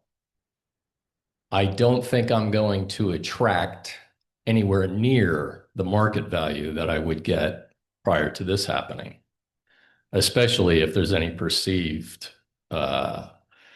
idea by the market that it's indeed going to be developed, And it's almost like what Tom said, we need flexibility. It could turn all the way around. You lose the shopping center, one of them or whatever. And I've noticed from the beginning, affordable housing is always located near a commercial area. As you mentioned before, some of these people don't have cars, whatever. That's where they're putting them, not just here, all over, right? Well, if we're only like 4 lots, those of us that are being affected by this, right nearby, there's others in different directions, but we're all neighbors. And to have the ability to do other than just single family, because somebody will come and, yeah, I'll buy your property for half the price. I mean, that's what I could hear. So worked a long time and bought in Chatham for that reason, so that, it would be a lot more valuable than what might happen. That's it. Thank you. Any other questions, comments? Okay. So do I close the public hearing? Is there a motion to close the public hearing related to the final adoption of ordinances? You control. I can do that. I'm closing it. Okay, so then we're gonna do each one of these individually. Motion to adopt these. Yes, and then we'll have to open the public hearing for the next ordinance. I'll make a motion to adopt 2026-05. I'll second. Mr. Alperowitz, Yes. Mr. Short, Yes. Mrs. Ewald, Yes. Deputy Mayor McHugh, Yes. and Mayor Rowland. Yes. Motion passes. Okay. Now, I'd like to open up the public hearing for ordinance 2026-06, adding the AH1 zone. There was some overlap, but There was overlap. there was a little overlap. Are there any questions online, Mr. LeConte? No. No questions. Okay, I'll close the public hearing related to ordinance 2026-06. Is there a motion to adopt? I'll move to adopt ordinance 2026-06, adding the affordable housing -1 zone. I'll second. Mr. Alperowitz, Yes. Mr. Troy, Yes. Mrs. Ewald, Yes. Deputy Mayor McHugh, Yes. and Mayor Rowland. Yes. Motion passes. Thank you. I'd like to open the public hearing for ordinance 2026-07, adding affordable housing overlay district. Again, there's some overlap. Any questions online, Mr. McCarthy? Nope. I'd just like to thank you for letting us speak our. Oh, absolutely. We appreciate it. We do. It gets boring when nobody's here and we appreciate having a conversation. Have a good evening. Thank you. Okay, we'll close the hearing for ordinance 2026-07. Is there a motion to adopt? So moved. I'll second. Mr. Alperowitz, Yes. Mr. Troy, Yes. Mrs. Ewald, Yes. Deputy Mayor McHugh, Yes. and Mayor Rowland. Yes. Motion passes. Okay, thank you. We will now move on to the resolutions. I don't know if you wanted 1 through 5, correct me if I'm wrong, are basically updating the regulations related to affordable housing. Just with the latest standards. Yes. That's correct. Yes. Okay. If I may, Mayor, just Yeah. Absolutely. number 1, 2026-075, that's actually related to the grant application for Monmouth County Home for the group homes. Ah, So okay, yes. that's the developer Novell, Luciano wanted to apply for some additional funding through the county home program, and that is a resolution that's required by the governing body in order to make that application. 2, 3, 4, and 5 are implementing resolutions, as you mentioned, Mayor, as part of the 4th round. Got it. Yeah, that's right. Thank you very much. And number 6 is the library grant. Yes. Mhm. Okay. Is there a motion to approve? Do we do each one individually? Or could we do a little? Enrolled by consent. Okay, if we can do a consent. Is there a motion to approve resolutions 2026-075, 76, 77, 78, 79, 80? So moved. I'll second. Mr. Alperowitz, Yes. Mr. Troy, Yes. Mrs. Ewald, Yes. Deputy Mayor McHugh, Yes. and Mayor Rowland. Yes. Motion passes. Thank you. Now we can move on to the reports, and do we want to hear from Rich first? Rich. Only the last. Rich. You read my mind. I was gonna ask. So we've got Rich, come on up to one of these chairs. So Rich Young, our DPW superintendent. He's here also. I believe we're joined, I hope we're joined by Zoom also with John Rushke as he dialed. John is. There he is. Oh, there he is. Yes, so both the engineer and the superintendent are here. Under Public Works, we don't have any legislation, but we do have under discussion action, separate from this report, discussion on the compost facility. And that's why John is here, because he's also been assisting Rich and myself with the DEP regulations associated with permits for such facilities. So Rich has provided 2 memos and a spreadsheet. And Rich, unless you have anything to open up with, we could just start with questions. Let's go to questions. Okay. So you've been sitting here for an hour and a half, so I'm gonna question you. I'm not gonna let. Return the favor, just like you were grilled, grill him. There you go. Yeah, make it worth his while. Okay, so for the benefit of the residents, the question is, we want to get rid of the mulch service. We would still take in leaves for composting from residents, but we would eliminate the landscaper's ability to buy a permit, which would allow them to approve. And I guess my big thing, and I'm sure many residents experience this, is there any way to recast this to better monetize? Because I know I had asked my land, because we had a conversation about this not too long ago. Because I was like, how come I pay my landscaper to dispose of leaves when we have a place to dispose of leaves? And when I went to my landscaper, and the answer was that they can dispose of the leaves, but it have to be coordinated because you need to know it's a resident. That's part of the problem. Okay. Yeah.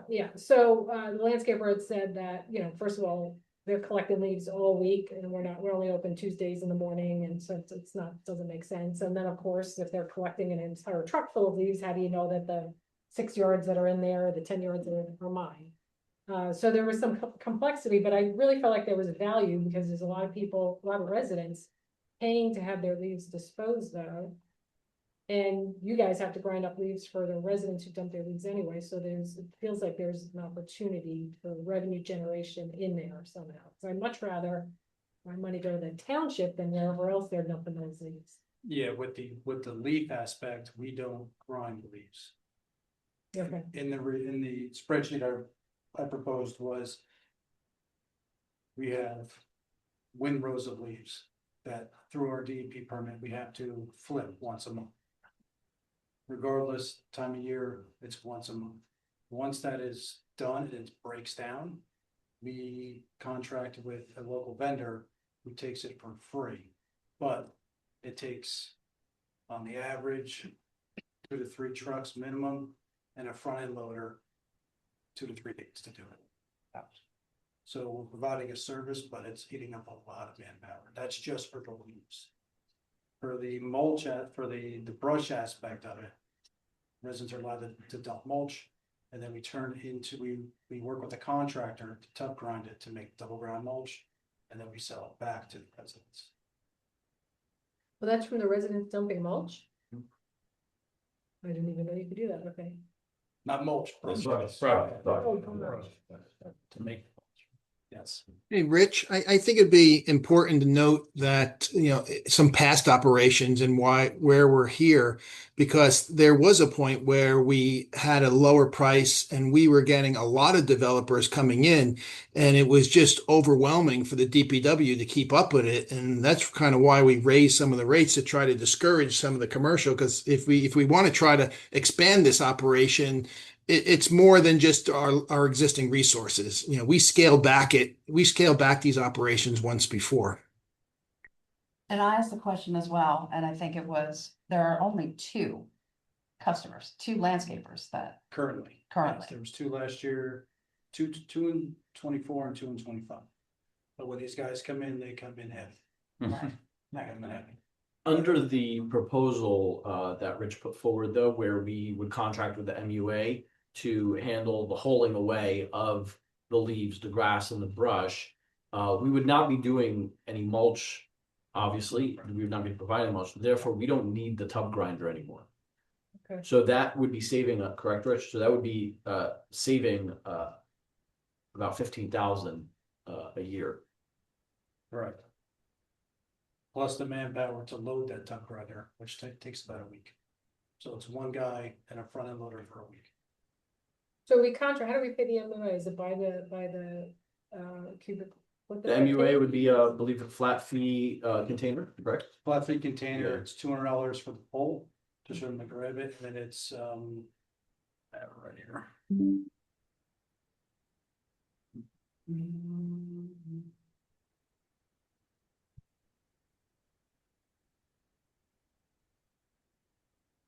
It's roughly $485 a 30-yard container, which can consist of them pulling it, taking it, and then bringing back another one. So the new setup would just be leaf container, brush container, is that? It's the same service to the residents except for the mulch. So no mulch deliveries, and then no use of your bodies to do the drum grinding. Correct. And the cost of the drum grinder itself. Which is $3,000 a day, yes. 3,000 a day. And then it would also be that if you look at the alternate option to perhaps get more use or more expansion, then that's one entrance for neighbors of vehicles and trucks and those kinds of things. And this would not necessarily shrink it greatly because you still want to dump the mulch or the brush and the leaves. Okay. How many residents take advantage of the mulch delivery? It's roughly, including myself. Myself. I think the spreadsheet had 64 for 2025. The 64 residents. yeah.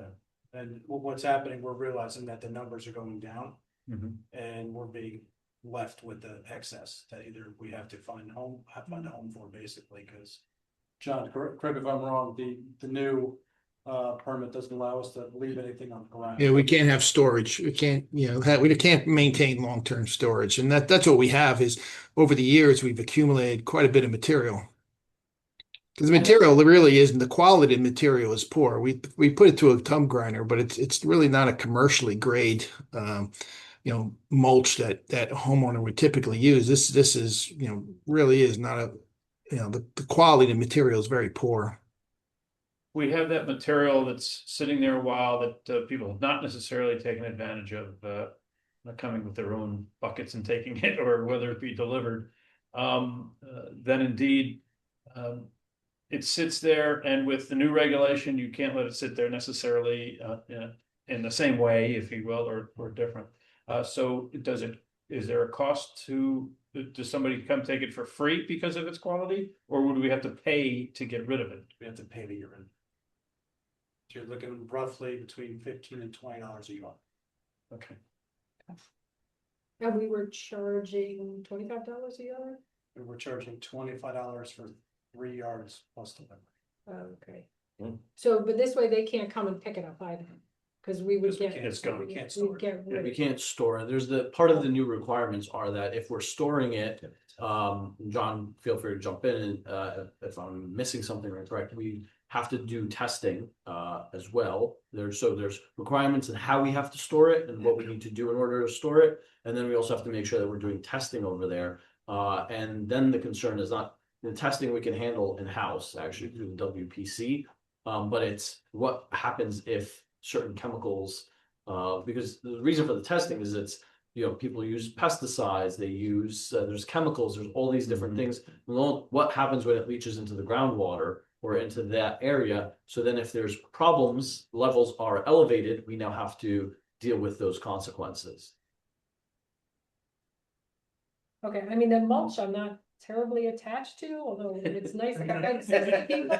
Mostly because it's, and same thing, it's expensive to purchase mulch, but it is treated and everything else. So, but it is only 16 instead of 20, so I guess I'm not, and if we really wanted to do it, I guess we could charge more, but I'm not sure it would make sense. But I guess I'm just wondering, John, are you there? Yeah. Yes. You've worked with a lot of towns. Have you seen, leaf collection facility that is able to make a financial go of it? I'm just kind of dumbfounded that there's not a better way, that there's not a way to monetize this. We're looking at kind of a really crappy budget and revenue that's dropping off, and I'm like, I feel like there's an opportunity here that we're missing.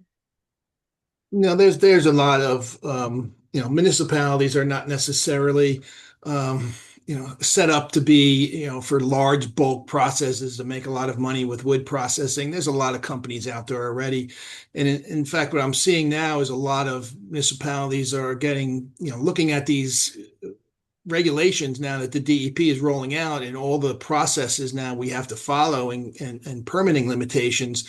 And like Z said, the testing we actually have to pay for a lab, so it is going to add additional costs associated with doing all this testing. We just we have labor in house to collect the samples, but the analysis is still there. So a lot of municipalities are looking at that testing requirements and the burden of all these regulations that it's almost DEP is pushing a lot of the smaller municipalities that have these systems out of business to look at alternatives. Yeah, it would be largely in economies of scale. I know, like Union County runs a compost facility, and a lot of towns whole, right, Rich? I think the one over in Springfield off Shunpike, they've got a lot of towns bring their stuff to the county compost facility. For a town to do it, especially so small, it's just starts to get too expensive to meet with the little potential for the revenue that you have. Okay, because we're talking about, just so we're clear, we're talking about like 8 weeks of the year. This is really the fall season. And just to give you perspective, you said the MUA, I think you said it's like I can't find it, 430, what was it, 435 for 30-yard container? He's got all the total costs for you. So 485 for a 30-yard container. My contractor charged me $480 to pull away 12 yards. So I get what you're saying. I just feel like there's an opportunity, but I trust you guys, your judgment. The thing is, we could up the rates, we did talk about, okay, if we wanted to get the contractors in, right? We'd have to up the rates for them to make that revenue, to make it profitable. Right now, Well, we also have to have the facility open and available. correct, I was just, aside from that, right, like, so, look at, in order to do that, let's say it's with the MUA, right? Let's say we're keeping the MUA, but then you gotta, how much money do you have to charge two contractors, two landscapers that are coming? They're gonna just say it's cheaper to go elsewhere. And so we're gonna go through all that work in order for us to, be able to generate the revenue or break even or to make it cheaper. We're gonna have to charge them a lot more, and it would just be cheaper for them to go elsewhere than it would be to stay with us. And then if we lose them because we've put ourselves out of business, then we've gone through all that work and now have no customers. I thought there were much more customers. And I said, well, how many landscapers are coming? They said, And also, again, I can't emphasize enough regarding the quality. Dropping off leaves Tuesday morning or second. Commercial contractors, yeah. no, but we don't have the people. Plus, if there's containers there for residents to dump in, these contractors are gonna have to manually load, like back up to the dumpster. As opposed to dumping. Yeah, as opposed to dumping on the ground. So. If we went with the MUA option. Rich, is there, and this is a completely separate concern or angle at this. And that is having the grinder, having the mulch facility and creating mulch. With this containerized version going forward, would that go to a mulch facility or would it go to a landfill? Do we even know that? A recycling facility. Yes, it would go to a recycling facility. Okay, so you don't lose that environmental benefit. Yeah, it goes to the Morris County facility. Terrific. If we do, Stacy's much more down to the details. I'm looking at it differently. If we have additional cost, additional liability, which is happening, period. Right. Correct. And if we go the route of growing it to drive revenue, is that clearly going to be a cost benefit rather than just doing what we're looking at and maybe in other words, if we look at it on a gross basis, we're not making money now. It's costing your guys a lot of time where they could losing money on it now. Yeah. So we're losing money on it now. Would it be simple or very difficult, particularly under new regulation and other things? How difficult would it be to turn it into a profitable or I don't know you have an exact answer on that, but I think it'd be substantial. I would just emphasize again the quality of the material that we're generating. People call and buy our material because it's convenient because they can just call the town, but you can get the same quality material by just walking down. Anyone cutting down a tree, any of the commercial tree companies will give you a whole truckload of their material for free. So that's the quality of material. So if we're going to go in the business of selling mulch, you have to process it more. It's not just a matter of running it through a tub grinder. You're grinding it multiple times, screening it. In some cases they're dyeing it. It's not. We're not talking about just a simple composting. Now we're getting into a manufacturing process to generate a quality mulch that we can compete with a company that's doing it properly. And just this year, or rather last year, we're talking about revenue of about 7,000, with expenses of about 42,000. Okay. To maintain nice as is. Break even is that's but I like $200. Yeah, of course the guys. With this whole new procedure, we're trying to keep the same service to the residents. Yes. Because that's our main goal. Yes. So minus, instead of dumping on the ground, yes, putting it in the dumpster. Yes. That's really the big sell here. Does that if we go the dumpster route, fewer commercial guys, obviously, 2 trucks anyway, and 60 truckloads and going out. Would the traffic of the residential area there, would that be greater, lesser, or similar because now you just move into containers? It all depends on, like spring's gonna be heavy. Sure, of course. And in the fall, Yes, that's primary, those are the busy seasons. yes, But it's busy anyway, okay, and MUA doesn't pull containers on the weekends. okay, They're Okay. strictly Monday through Friday. Yep. Okay. So the weekend traffic, people wouldn't even notice. Great. It wouldn't be any. Thank you. Any other questions, comments? No, I just, you know. Right. I mean, I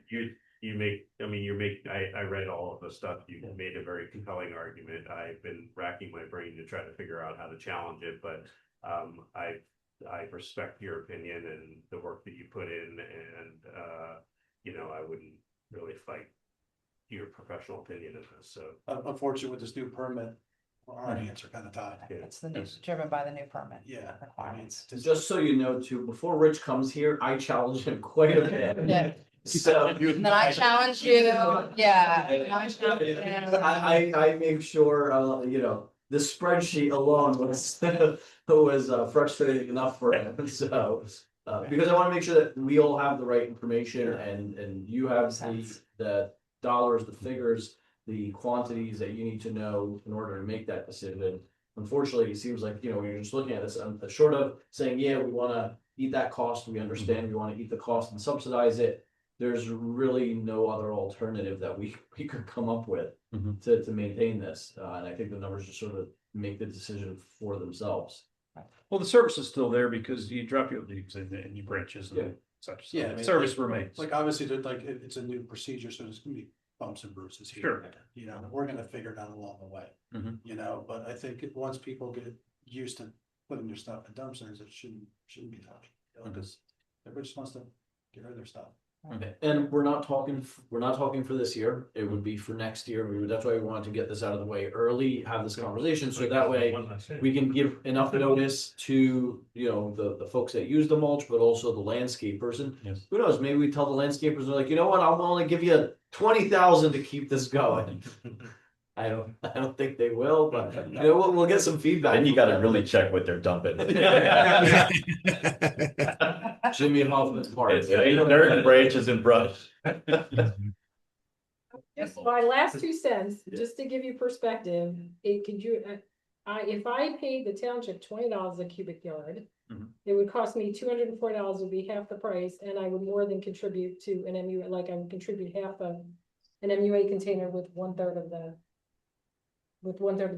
leaf collection. So that's what I'm getting at in terms of the economics of it. But I guess how would I get it from my house to there? no, you still have a landscaper, but the resident would buy the permit. The residents. The resident, so I would buy a permit to dump 10 yards. Now, unfortunately, Rich is not gonna want to measure when the truck comes with 30 yards. That they're only dumping 10 yards. So it's not a clean process, but I was like, there's gotta be a way to, all right, I said my piece. Trying to think of it.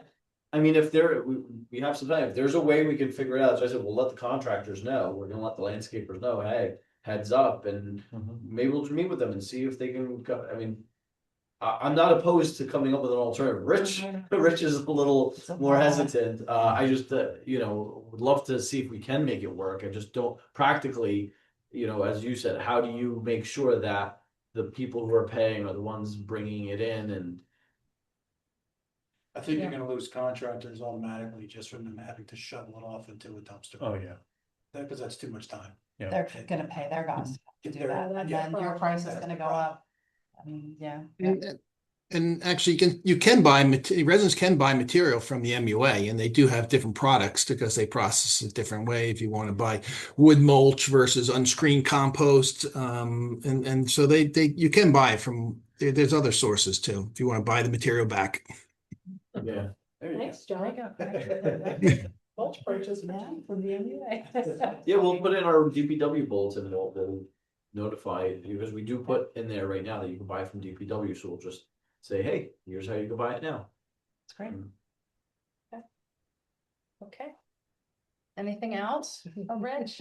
Put your thinking cap on. I'm looking at you for another question. I know, I'm good. All right, thank you so much. Pleasure. Hats off Thank you, John. to you and the crew on the snow plowing. Yes, we really. And, just an anecdote, I got one resident came and they said they knew exactly where Chatham stops and starts. Yep, I know I'm Chatham, roads are clear. Yeah. Great crew. I can. You actually did Best. too good of a job, I'd say. Cars were out a lot faster this time than they've been. Yeah. So next time maybe slow it down. Oh, because you kept everybody safe. I mean, I'm on a Yes. big hill, we got lots of big hills, so we appreciate it.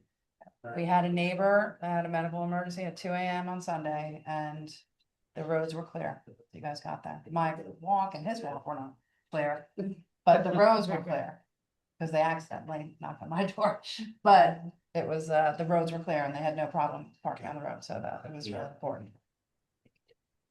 All right, well, thank you, guys. Thank you. Have a great rest of the evening. Me too. Thanks for hanging in. John, I believe, you need to hang around, right? Yep, yep. I was just gonna ask you, making sure you still want to cover it tonight. Okay. So whatever is next on the agenda. Yes, thank you, Mayor. So, since we do have John here, next is under engineering. Briefly, we will have a resolution, likely for the next meeting, if not for April. But that would be to award the contract to a contractor, lowest bidder, to do the work at the Esternay for the ADA improvements. I don't think there's any questions on that one. Is he just quickly, Yes. what is your best guess time frame? John, we haven't scheduled the pre-con yet, so. No, we haven't scheduled a pre-con, but it will be done during the day and during the construction, we'll emphasize that it needs to be safe. He can't, as he's working, you'll still be able to walk up the gravel road and walk in the area, but it should probably, I would guesstimate it's about 2 weeks worth of work, maybe a little bit longer, just to complete the signage and things to come back, but it's really about 2 weeks worth of work that he's going to do. And John, best guess on roughly when you believe this work will start? I would think that if we award the contract at the next meeting, it usually takes about 2-3 weeks to get contracts in place. So I would think that he would probably start late April or early May would be the soonest.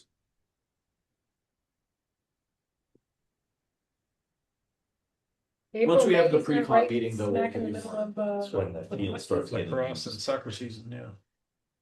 yeah. So we'd have construction in the middle of lacrosse season?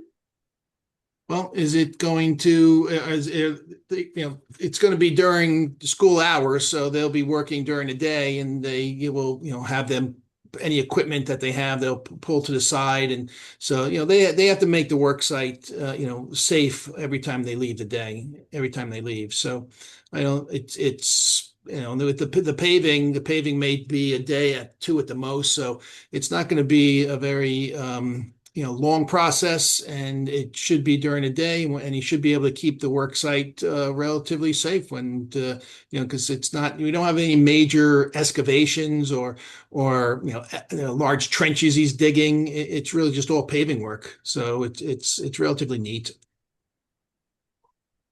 Yeah. Okay. Is it gonna, will it affect parking at all, like for people that are coming during those 2 weeks? I mean, the trucks will be off on the side and everything, but there isn't gonna be another place where they're gonna go, right? John, did you hear the question? No. I get like the safety issue and everything, but what about access and parking?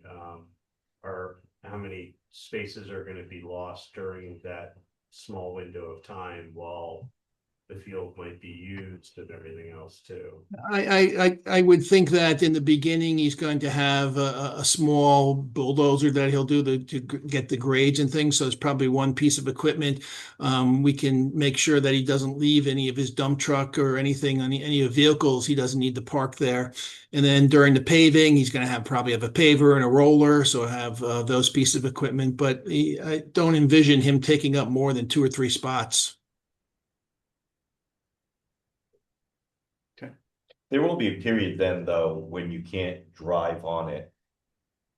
you'll always be able to walk on it, right, John? That is to say, you'll be able Yeah, to even driving on it, a lot of a lot of small pavers will say that you should keep off your driveway for a week, and I always laugh about that because asphalt doesn't consolidate or take time like a concrete where it cures over time. As soon as you roll that asphalt and it cools, you can walk on it right away. So it's really hours that it's going to take that will be open versus days. Mm-hmm.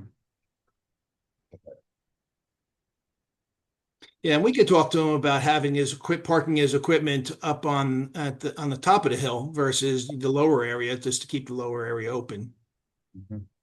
Yeah, just in the event that we lose access to Upper Esternay, we can get communications as early as possible. So if someone's got scheduled events up there. Yeah, we'll definitely look at the scheduling, and when he submits his schedule, we'll hash out all those things during the pre-construction meeting. Great. Thanks, John.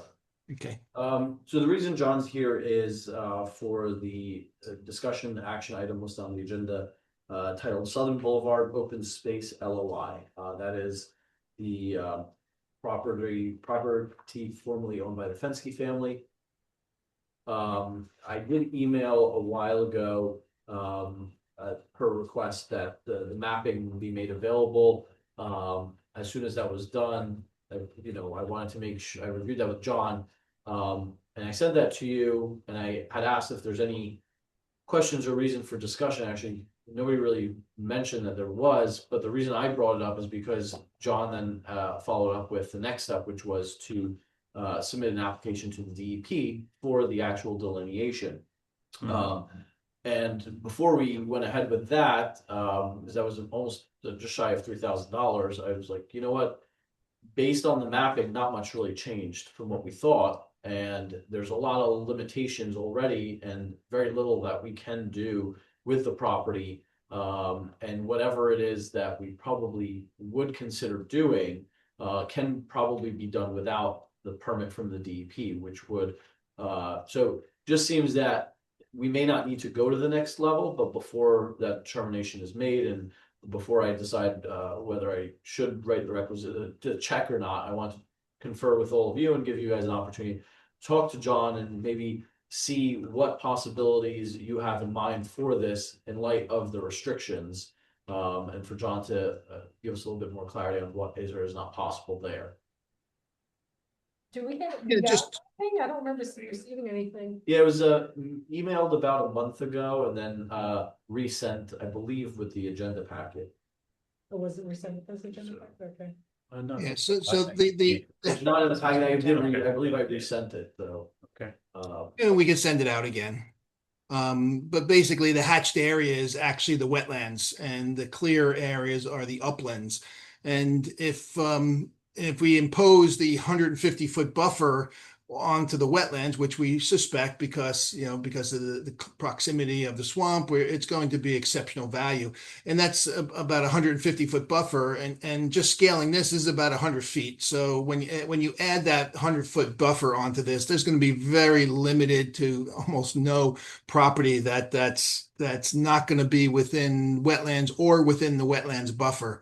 And if we go for the LOI, basically the DEP is going to go out and they may move a line here or there, shift it, slightly. That's common for them, but it's not going to drastically change, what you see here. It's very, very typically very minor changes that they make, and then basically the line is set for 5 years. So a lot of developers will get an LOI because they buy a piece of property, they know that the line is set, it's not going to change, and so that's very common to get the LOI. But if we were going to go for a path or some type of a permit that's either a general permit or an individual permit, you don't have to get the LOI. As part of that permit process, they review the wetlands delineations. So $3,000, it's a hefty application fee to get the LOI. In comparison, if we were just to look at a path through it, and the DEP regulations are very lenient on recreational paths. You know, that we can put paths throughout this, and you know, we should have no problem getting a permit. And in fact, that permit has no cost to it. It's probably the only application fee that I'm aware of that DEP does not charge actually to permit paths, recreational paths. You know, I did show a driveway here and a parking area. This is going to get this is actually going to be a difficult permit to get. You would have probably have to go for an individual permit, get a whole bunch of waivers to get that. You know, DEP may in fact take this area and push the parking lot over here and try to limit the amount of area that we have to come in. So we really, and if you look at, if we want to get a parking lot over here, we still have the 100-foot bit, and maybe there's a little pocket in here, but you know, all this is transition area. So DEP is not going to want to have a driveway going through this entire area to put a parking lot here. We would have a challenge. I don't want to discourage it entirely, but it would be a challenge with the DEP. So, you know, if we're going to do something like a parking lot, we would have a pre-application with them and discuss, you know, possibilities, because it's likely going to be an individual permit. John, if I heard you correctly, something like a path, we don't need to get the LOI, correct? Correct. Yeah, you don't need an LOI for recreational. This was something that was up for discussion for public solicitation of public input. But now there's limitations known, and we don't have things back, or I don't have things back from the open space. So yeah, perhaps we can run in front of them and see if there's anything other than a path that is interesting. Correct. And we don't have to jump to submit the LOI if we want to just, you know, vent this a little bit, and we can submit the LOI in 6 months or a year. All the work is prepped up to submit it. We just, you know, it's just a matter of, do we want to go that next step and, you know, spend the money to get us over the goal just for an LOI. And it's not going to, you know, we're going to be over the goal, but we're going to have the same map. You know, we're not going to be able to do anything with that LOI other than say, yes, the DEP has confirmed these limits. Yeah, so Mayor, I would request that I get some input from Open Space and Craig gets some input from Environmental Commission.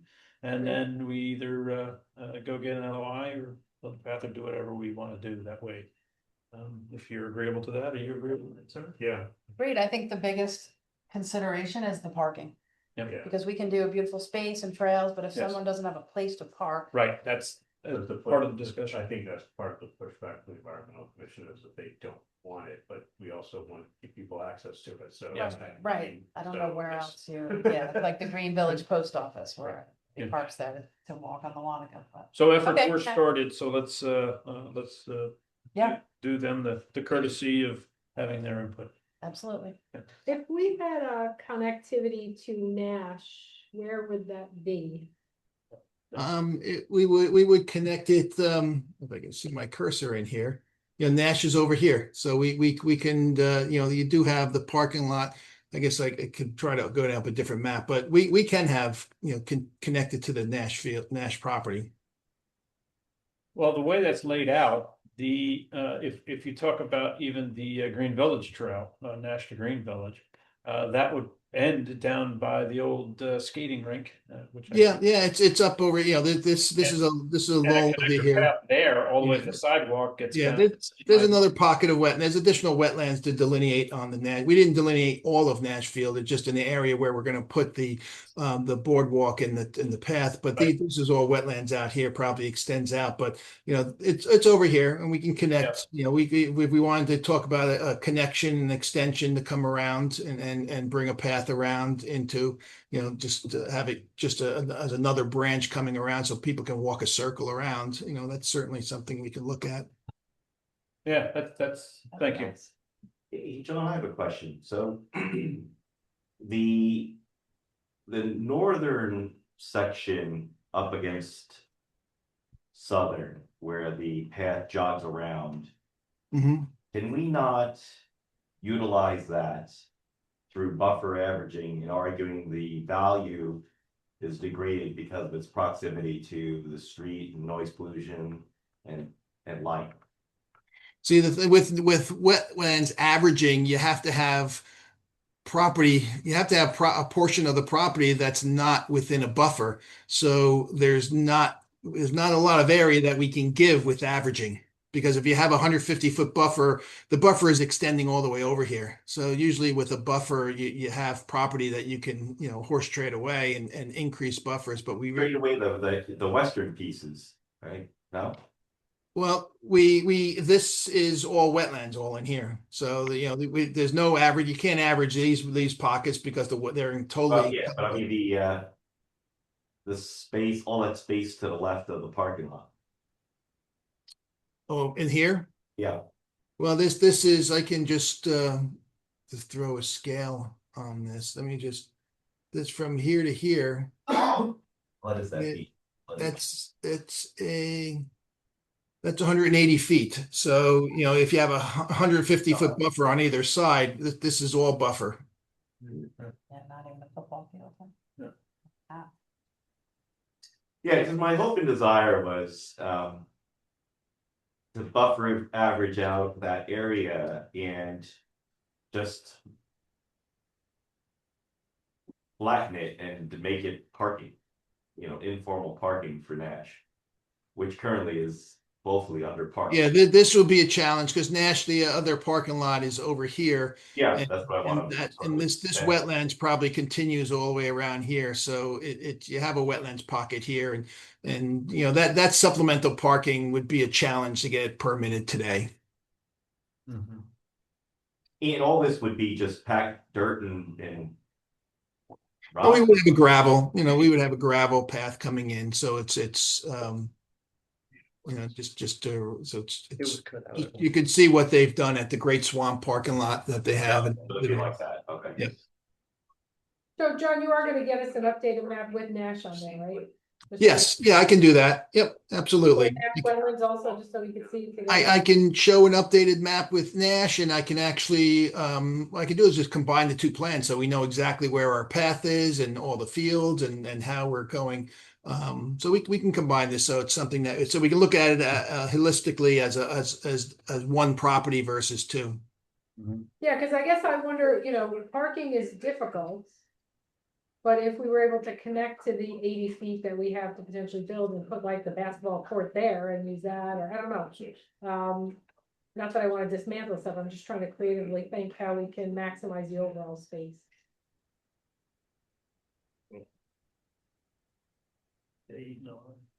Yeah, because we can compare the delineation that we did on Nash and just kind of, we can dash these as interpretive of what we would be just based on the topography.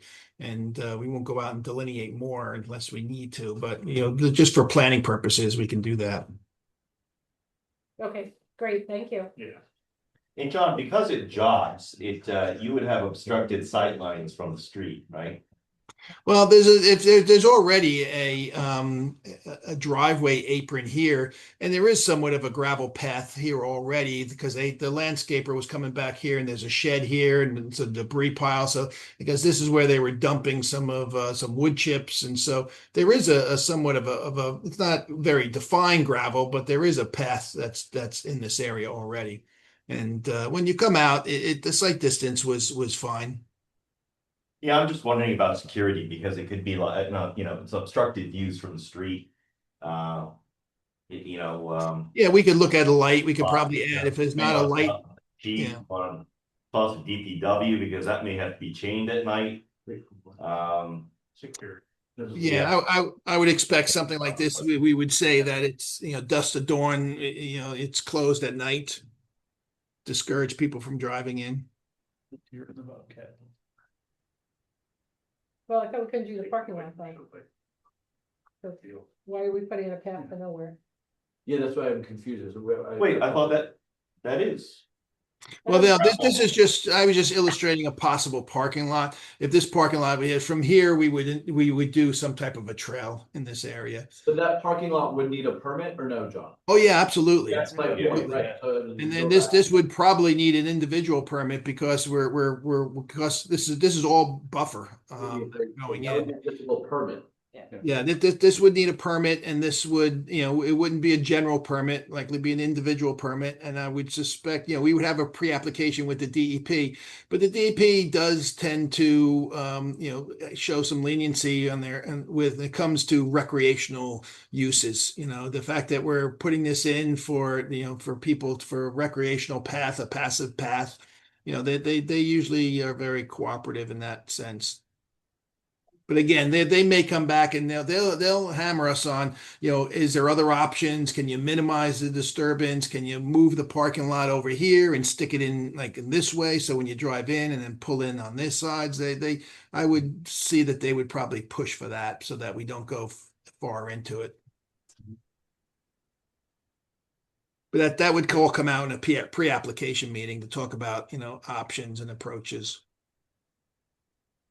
Would It's gonna be- Park yeah. County consider extending the Nash Trail to this location? And I don't know if there'd be a bluff at the end or what, but would they, is that on the tables? Well, we could certainly approach Morris County for another grant if we wanted to extend from the existing boardwalk and do another path in this location.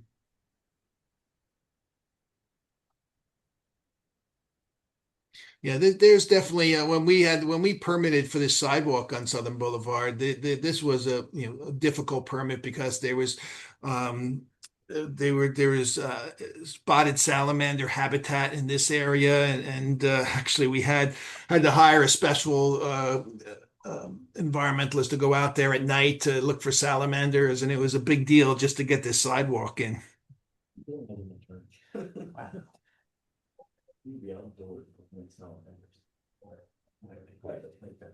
So it sounds like cost value would suggest trails probably. Yeah, trails and that, but I could see the DP allowing some small parking lot to allow in here. I would think that they wouldn't push back too much. They will ultimately do that and then deed restrict the rest of the property, so that's the trade-off, is that we're putting the parking that we're going to deed restrict from further developing from a parking lots or any other uses. That restriction would preclude, wouldn't restrict paths and other passive recreation in the wetlands. For kicks, how many spots do you think you can get if it's closer? And you can't touch the land that's abutting southern, because I think you referenced spotted salamanders. Yeah, that right here, this wetlands pocket is that's for us to start impacting these wetlands, that's going to be then we're going to start getting into wetlands mitigation, and that can get costly.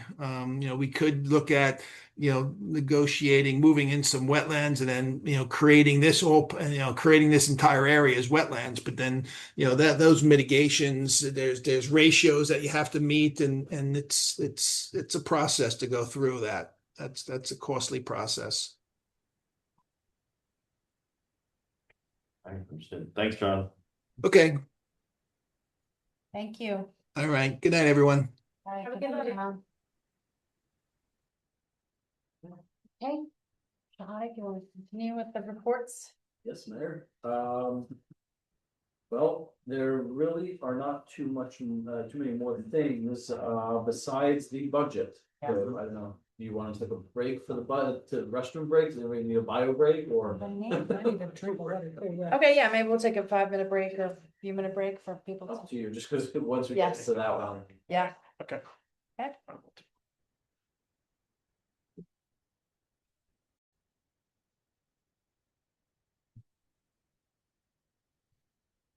Ready, Mayor? Yes, ready, thank you. Okay. So this evening, under administration, no action proposed. Under clerk, the report was received. Any questions there? Okay. Construction building, just the report. Didn't receive any questions. Anything to discuss there? Okay. Finance, actually I'll get back to financing. Police, public works, we covered those. Anything there?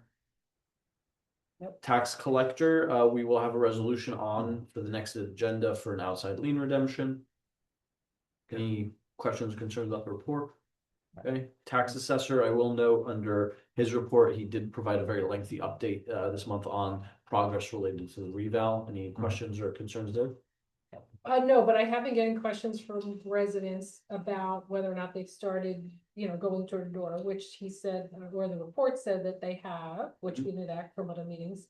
But they started in, some of the dense sections just to get a lot of coverage with storms and everything else. So it's more so to make sure residents are aware that that's begun. It also said, in terms of access, it said something like you can see what area they're in now by going on the website. Yeah, we did put out an update on the website about that. So it's on our website, Yep, we have an update. We Okay. did put an update, I believe, you just double check. They also have a spreadsheet on their website, asinj.com.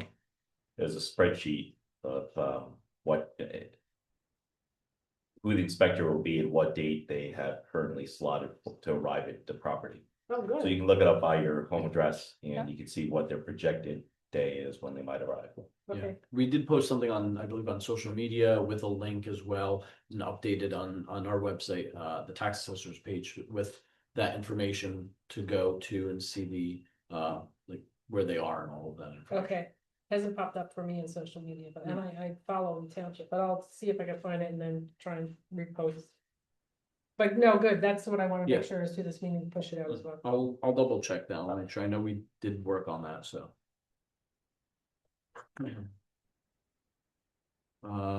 Right.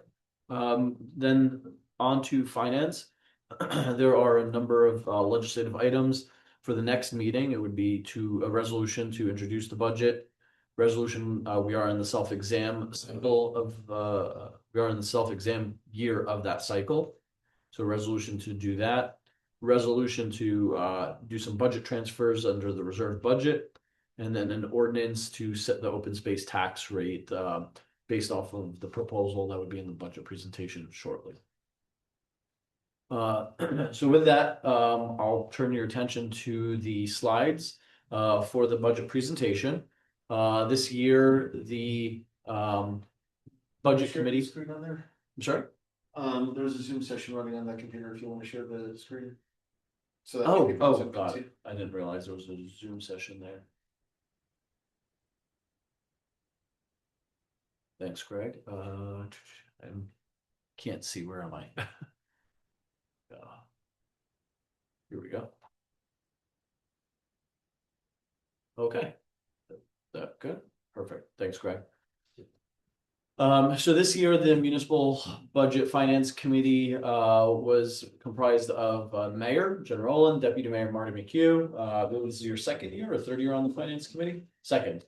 Myself, our CFO, and our Assistant Treasurer at Davenport. The Mayor, she's a finance and accounting professional of over 2 decades, and our Deputy Mayor operates an independent international business development firm that he's also owned for over 2 decades. So we've got 2 very, very astute and fiscally minded business professionals. And as I mentioned, this is our second year on the Finance Committee. Yeah, I'm sorry. You're second. Oh, third for the mayor, second for the deputy mayor. So a lot of experience there working on this, and we appreciated their input and their challenges that they put forward to us to craft this budget. The timeline for this budget largely mirrors previous years, and for the governing body, you've heard this now several times, but I say this as though members of the public are hearing this for the first time in case anybody's dialed in or is new to this. The budget process starts in the previous year in the fall, around September, October, where we are having department heads and the finance department administration working on the individual department budgets, the requests, really reviewing expenditures from for that year, and starting to look at needs and priorities for the following year, as well as some of the challenges coming ahead. November, we have department head meetings and review their budget requests. And then that information gets fed to finance department to put together the first draft of the budget, as well as close the books from the previous year. February, March is when we start having the finance committee meetings to propose and put forward that first draft to them. And then by this time, March, we've finalized the draft of the budget to be proposed, and we're doing quality control things that would involve our auditor and really looking at financial statements, fund balances, reserves, any expenses, anything that might have come up since last year that we weren't aware of. It also requires sometimes by the time the school or the county finalize their budget, or we're getting requests from the library or other entities, that is stuff that then gets fed in by March the latest. We usually have that. Today, March 10th, we do the initial budget presentation. We look to have a budget introduction March 24th with another presentation, the same presentation unless anything's changed. And the goal is to adopt April 28th, 2026, in time to meet the state deadlines for the budget adoption for municipalities. The municipal finance and budgeting really varies quite differently from the private sector. What people might be used to. It's a very heavily regulated process. We look for guidance from the state through the Department of Community Affairs, the local finance board. Sometimes that guidance comes right in the middle of the process. We wait on the governor to really make clear to municipalities what their state aid is going to look like. And that's something that comes also when they're finished introducing their budget.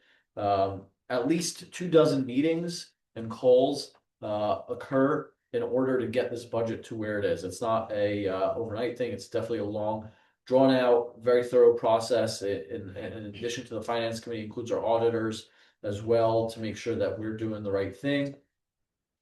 The budget has to do with really our appropriations and our revenues. Our salaries and wages, other expenses, which are everything from supplies, materials, fuel, any contractual obligations we may have with third parties, utilities, and the debt service. All of these are just a sample, but of what really make up the biggest part of our appropriations.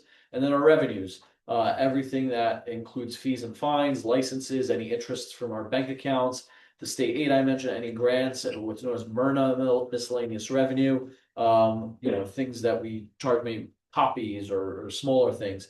Those make up our revenues. That is our main revenue, our main source of revenue outside of taxes. Taxes is really our main source of revenue. We're not a business. We're not selling widgets. We're not providing consulting services besides mulch, maybe.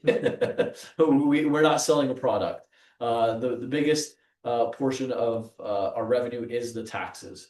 So we try our hardest to increase revenues in any other way other than taxes to minimize that tax burden. But the difference between the appropriations and those revenues is it has to be made up with taxes. That's the levy. And we really try to strike a balance between doing the cost of business and those limited opportunities for revenue. We are also not a municipality that has hotels that might collect hotel occupancy taxes. We're not a town that has a downtown with parking revenue. We're not a town with hospitals that might generate more fees for birth certificates, for example. So we want to provide top-rate government service and ensure the public safety so the community still remains attractive.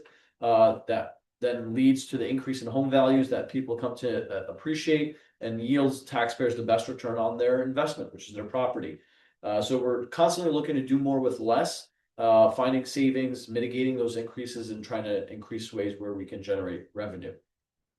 The challenges, the goals that we have in light of those challenges are to avoid some quick fixes, the short-term remedies of just dipping into your surplus to always say, oh, well, we don't want to raise taxes.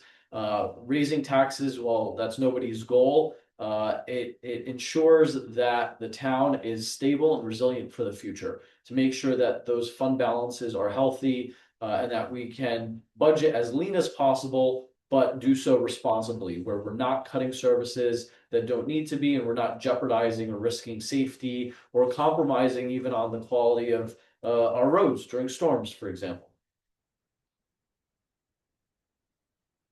This year, we were confronted with a number of very, very significant challenges. The biggest of those challenges was the rising cost of healthcare. Headlines in New Jersey papers, but also around the country, are all saying the same thing. Healthcare costs are rising, and they're rising very, very drastically. But in New Jersey, especially for municipalities who provide health benefits to their employees, as most municipalities do, your options are really limited. You're either in the state health benefits plan, for example, or you're out to private market. 2025, the cost of healthcare for employees and retirees was about $2,474,000. We saw an increase of 32% this year. That's an extra $805,000 to our healthcare costs. And that's not, and just to clarify, our employees are also contributing as well to their health benefits. So we follow the Chapter 75 model. It was an old state law that dictates how much employees contribute based on their status, the health coverage status, and also their salary. So it's a graduated scale. So our employees do share in this burden, and they are seeing that same increase. So they're seeing their contributions going up about the same amount of money. But that $805,000 is a very difficult increase to overcome. What I've tried to do, and I've done that every year since I've been here, or almost every year since I've been here, is request our claims experience from our health insurance plan and try to market that to other providers to see if we can get better costs. Unfortunately, no one is willing to quote us at a better cost or at all. Largely because one of the reasons that you look at your claims experience, how many employees you have, and what are those claims like. The good thing about the state health benefits plan is it pools us with a larger entity as opposed to just going off on our own for the few employees that we have. So this was a very big challenge for us, in addition to the payments for the county order tax revaluation.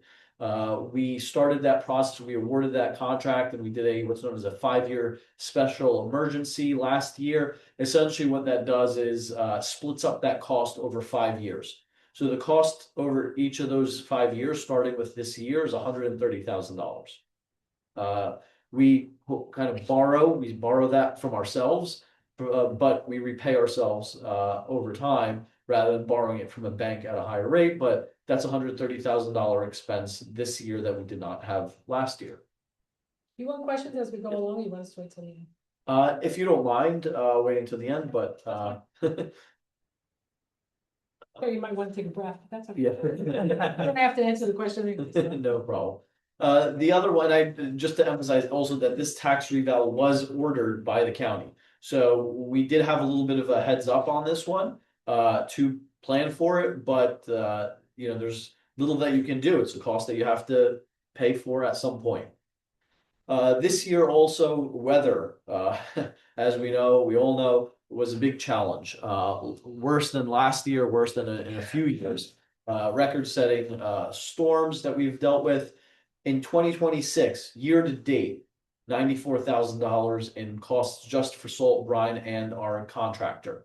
That is already more than we spent all of last year. And that does not include an increased amount that we've budgeted for overtime for DPW. We can't time storms. So if they come in over weekends, they come in evenings, that is a cost that we accrue in the form of overtime. So because what we originally planned when the department requests came in the fall, we were thinking, great, we could manage with similar levels as far as last year for overtime budget. The good thing about getting the storm out of the way so soon was we knew what those costs were and could budget for it rather than have an emergency later on in the year and scramble. So we did increase the budget line for overtime by about $50,000 because there's also still the potential for storm at the end of the year. And we have to plan for that. And that overtime is not just winter weather too. From time to time we get hurricanes or other storms that could impact the community, and we have to be prepared to handle those.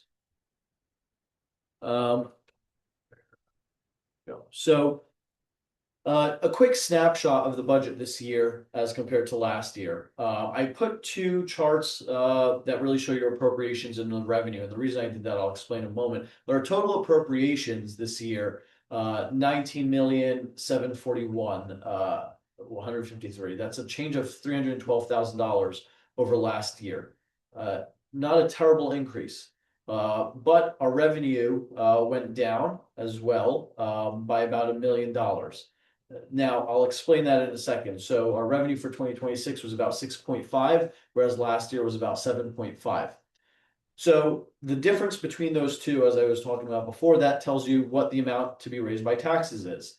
And all of these figures I'm talking about, one, obviously this is what's proposed, and this is just for municipal purposes only within your control. So that excludes the library. The library tax is set by state law, and there are county schools and open space, a number of other things I'll show in a chart later. So this is just what's in the control of the township committee, and over here. So that difference is what's known as the levy, the amount to be raised by taxes. That's an increase of $1.3 million, approximately $1.3 million. And when you look at, our net valuation taxable, we had a very modest increase in the net valuation taxable. That's our rateable base. That is a very low increase, but a very low increase. Historically, one of the lowest in the last 5 years. And so that is what we spread the amount to be raised by taxes across that net valuation taxable. That's how I'll show that later. But the numbers above are, I don't want to say a little deceiving, but they aren't truly representative of the full picture, because grants have to be booked as both an appropriation and a revenue. So why did the revenue go down by so much? That's because we took out the grants. If you take out the grants from the revenue line item, you do see that our revenue actually did go up $212,000 this year, but the appropriations went up $1.5 million. And largely due to the healthcare costs. 60% of that increase is due to the state health benefits plan increases this year, that 800 plus that I told you about. And we don't want to dip into our surplus too much. The amount we use from the surplus is also accounted for in the revenue. So we left the surplus at the same usage as in previous years. But as I mentioned, limited opportunities for revenue otherwise. Last year, our tax rate went up 0.9%. The net valuation, our rateable base, went up 0.9%. The year before that, 2.33%. And so that's to illustrate the magnitude of that rateable base change. This is the top seven. The top seven expenses that make up 77% of those appropriations. You'll see those: emergency response and public safety. That is the biggest expense. That's everything from the police department, the fire departments, hydrants to dispatch. That is the biggest portion of it. That went up just about 4%. Not too bad. Insurances, though, that's where you'll see that big increase. And so not only health insurance, but workers' compensation and general liability insurance, everything from the liability and employment practices liability as well, for all of our facilities and all the employees. That went up $833,000. Public works expenses, in addition to the new Teamsters contract coming into effect, the increases for salt, brine, contractor, and the overtime costs, that was one of the larger increases this year, second to insurance. Pensions and Social Security, that went up, not a tremendous amount. Debt payments also went up, not a tremendous amount.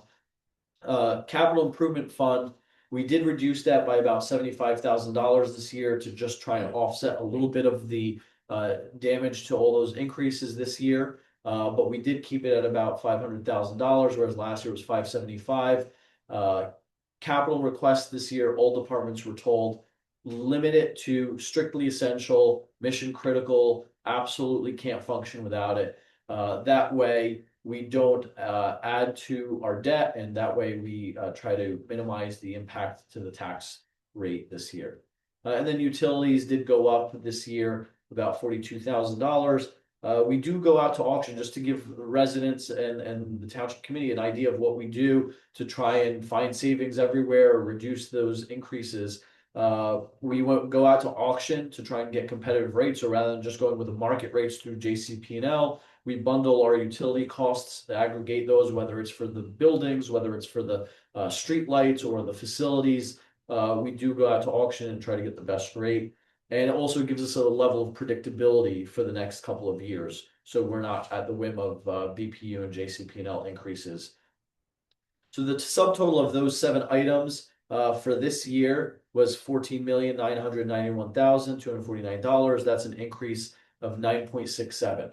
The remainder, everything else, which is administration, technology, finance, construction, recreation, legal, engineering, our boards and commissions, affordable housing, everything else besides those things up there is just $4,472,000. That is a increase of 234 over last year. And down below again, you'll see the total appropriations excluding grants, because again, grants have to be booked as an appropriation and a revenue. So want to make sure that you can look at that without weighing both sides of the equation. I was talking about our net valuation taxable, just a quick snapshot over the last couple of years, what our tax base looks like. 2022 went up, 23, 24 went up a large amount. That's largely due to developments that were coming online. Enclave was the biggest one. So whenever there's development in town, larger developments, especially, that helps our tax base, which minimizes the individual burden, to individual property owners, because you're spreading more of that levy across more. Here's a snapshot of our surplus for the last couple of years. So you'll see keeping it at 3.5, it's been at 3.5 for the last 4 years, how much we're using from the surplus. The last time it was at 3 million was in 2022. We will have a fund balance after this budget adoption based off of what's proposed, estimated at about 1,762,000. Not ideal, but not bad. It's still healthier than it's been in some of our worst years. It is still very healthy. I don't see it affecting our bond rating. Ideally, we'd be at 2.1 million, but that would mean that we would have to reduce what we use from our fund balance by about $370,000. That would mean approximately an extra $90 a year per household to do that. That's to make sure that it's at least 10% of our total expenditures from the prior year, which is generally a best practice. But I do think we'll be able to recover in future years. And moving on. So tax bill review, what would it look like? Everything that I've talked about here. So the amount to be raised by taxes, again, proposed for municipal purposes only within your control, excluding the library, that's $13,208,490. Take the net valuation taxable, divide those, that gives you a tax rate of 0.376. With an average residential assessment this year of $878,600, that means that the average annual residential tax bill for municipal purposes only would be $3,302. That's that's $275 a month to pay for a lot of service that residents are getting. So that $275 a month makes sure that the police are doing their job. We've got storm cleanup, snow removal, road maintenance.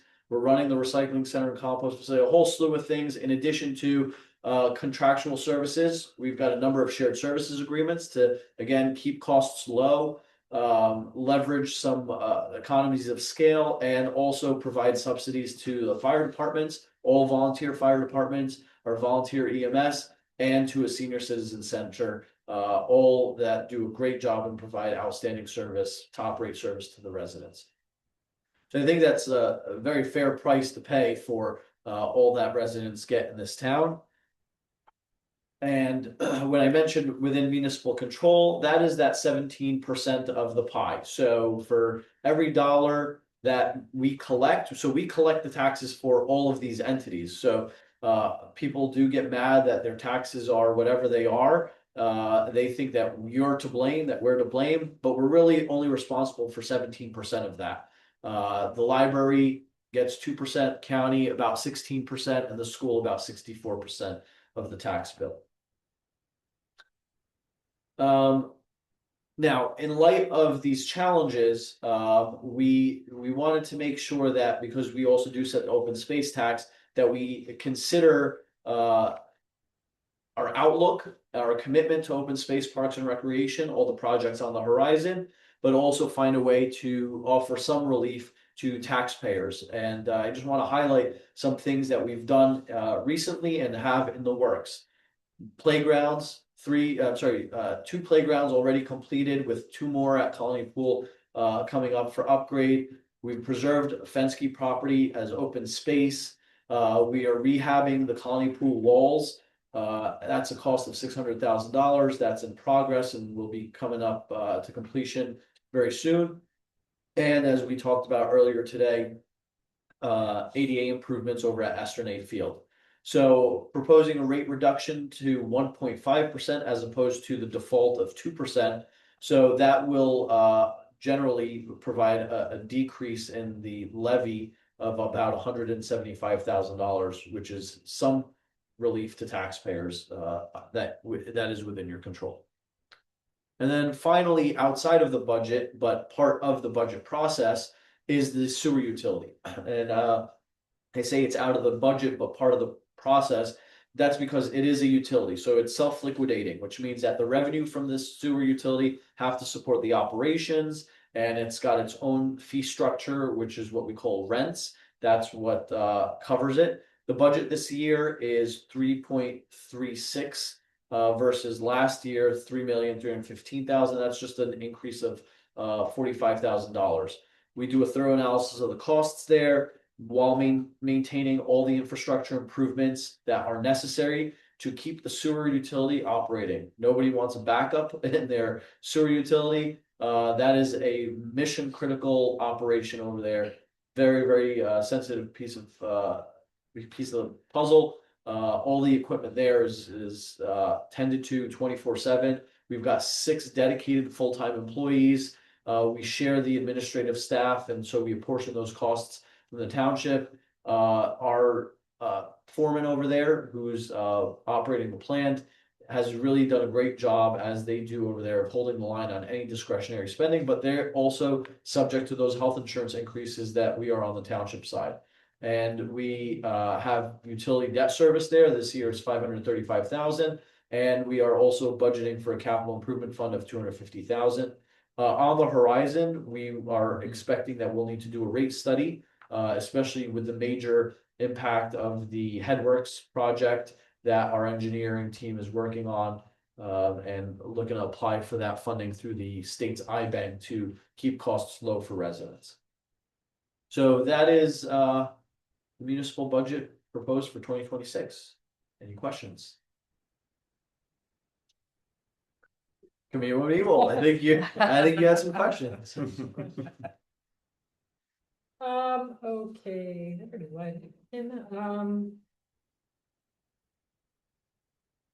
let's, so healthcare. That's a lot of money. That's a huge increase. Can you either speak to like how many people that covers, or why our experience is so bad? I mean, does it have to do with because of the percentage of retirees that we cover versus current employees? Like, I'm trying to understand. So I do get the claims experience reports. It would be because some of that information is covered under HIPAA, but it's everything from somebody may have cancer treatments, leukemia treatments. A large thing that I hear that's driving healthcare costs is the cost of GLPs. A lot of the weight loss drugs, a lot more people are using those, which is driving up prescription costs. So that's one aspect of it, but it could be anything from major illnesses for retirees, to families, younger folks with families that have children, and the family plan costs more. So somebody younger starts off here in the township, they're single, and then as the longer they are with the township, then may get married, have kids. But there's no one answer as to why. It's largely because the state as a whole has been experiencing a lot of mismanagement. I mean, the headlines right there. Yeah. There's been mismanagement of the state health benefits plan. I think that's the biggest thing. And also over the last couple of years, the towns that have had better claims experience or have been able to leave have left, which leaves more of the towns that aren't able to leave left holding the bag and have to make up for those costs. And that's what I'm getting at. So, because I know over the years, you've been looking at moving us outside of the state plan, anticipating that we were gonna hit this cliff. Yep. Because everybody with good experience went outside and got better rates, and everybody with worse, and I'm like, we seem like a pretty typical town with I can't imagine the demographics, so I'm trying to figure out how our experience without, anybody's individual, Yeah. can be so much worse than comparable town. Like, I mean, the borough, I was talking to a friend, they're like, oh yeah, we jumped ship a while ago, and I'm like, how is our experience that much different from the borough that we can't seem to get? Sometimes it's just a 2 or 3 offs. It can skew, especially for the size of our township, our workforce. I don't know the exact size of the borough's workforce, but I think ours is smaller. Yeah. So that has something to do with it. Also, and in my experience, I've left the state health benefits plan and other plans and other municipalities elsewhere. You sometimes will get a better rate, a teaser rate in the beginning, and then you start seeing those increases later on. So that kind of initial jump, people are just being very reactionary, and they may be good for them in the moment, but there's no guarantee that the future years won't see very similar or even worse increases. That did happen here about 15 years ago. We went with an outside vendor, and then I think it was just a year later, we went back to the state health benefits program. Do you know how many we're covering in total? Because it's not just our staff. I do we have 51 active and 60 retirees. Our CFO is watching and she's sending me those stats, so I don't have to pull up the spreadsheets. Thank you. But yeah, 51 active and 60 retirees. Okay.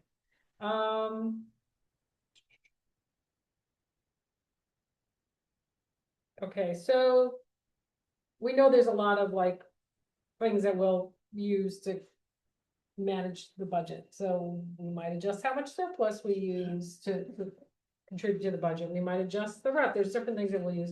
But of course, you always have to worry about the implication for the following year. Correct. So the fact that we're not doing any of that, is that because you have concerns about our ability to replenish the surplus? Because surplus does account for 3.5 million of this $19 million budget, 18 million, whatever that was. Yep. So it's a big chunk of the budget, so we count on being able to replenish that. But you have concerns. I do, and I don't want to speak for our CFO. She can send me a message if she thinks so. But from both of us talking about this, yeah, we are concerned. So you'll look here at the trend. The line that says increase surplus of operations, you'll see has been dropping since 2022. So 2022 increased surplus of operations was 4,082,000. 23, 3.7, 24, 3.4, 25, 3.0. That, there's a lot of reasons why that could be. One of those, everybody talks about lean budgeting, don't leave any fluff. People, some politicians or candidates for office will talk about, there's a slush fund. Nobody's putting in a slush fund, but when you really budget to the dollar and cent, you're not leaving yourself any wiggle room. And anything that you save or don't spend comes back to the surplus. So it's not like, it's just disappearing into thin air. The taxpayers still benefit from it. So that's one thing. Revenues not meeting expectations is another thing that affects it. And it's not that we have been not meeting expectations in revenue. It's just that in some areas that rollover is less. So, you're still meeting it, but it's not as great as it was maybe in the previous year. And then, there's been past politicians who have talked about the rut and playing with the rut. Well, the rut affects your surplus as well. And then lastly, making sure that, you're not always just appealing to, we need a 0% tax rate, 0% increase on the tax rate every year. And there were years in the past that had happened. And then if you're not bringing in revenue and expenses keep going up, the only way you can do it is through the tax levy. And I think if we were to try to use more of this fund balance not only would be bringing that 1.7 million lower than it is, it could jeopardize us for the future. Okay. I think that's pretty much everything I had. I have a question on an open space tax. So right now the thought process is to take it from 2 to 1.5. Correct. And if I heard you correctly, the thinking was to soften the impact on the budget. I can appreciate that thinking, but I'm wondering if there's more that you considered, for example, like if you project out, do you forecast a diminished need for funds to do open space activities, or I don't know. I mean, is there anything beyond what you articulated as the basis for reducing it by 0.5 point? So we look at what's the plan for this year and what are our plans for coming years, and we look at our debt service and we look at our reserve over there. We have a healthy balance in the open space fund. This would not impact operations. For open space, we look at let me back up. We've got debt service that unfortunately a number of years ago, prior to my arrival, I don't know, what the thinking was, but they bonded for a lot of those expenses, and they did so in a way that now we can't prepay that. So we have this debt service that we have to pay. It would be nice if we could prepay all of it, but we can't. So there's no sense in just collecting more revenue to just sit there, collect interest, when the homeowners, the property taxpayers, could benefit from that relief rather than it just sitting in an account with us, not really doing much. If there are projects, and we've talked about a number of projects, if there are projects, there's a planning process involved in those. There's an engineering process. There's typically bidding that's going to be involved, and going through that whole process to award a contract, then mobilize. So the feeling was for any projects within, let's say, $1 million that are coming up, we have enough in our fund balance, in our open space fund, that we could, and you don't make a payment all up at once, right? Typically you would phase in the payment. So you might have an initial portion, a midway payment, or they're paying you as invoices accrue. You're not going to have $1 million coming out of that fund all at once. So we have enough to make any payment that would be necessary for any project that's forecast, and then be able to account for the balance of that in the 2027 budget for the open space tax. And it's not permanent. The default is 2 cents every year. So it will automatically go back next year. And if there was anything very large, we have enough to make a down payment on that as well. If we wanted to borrow, issue notes to borrow, we have enough in our open space fund for that. So it wouldn't preclude us. There really would not be any harm that I can see in reducing it to 1.5 this year.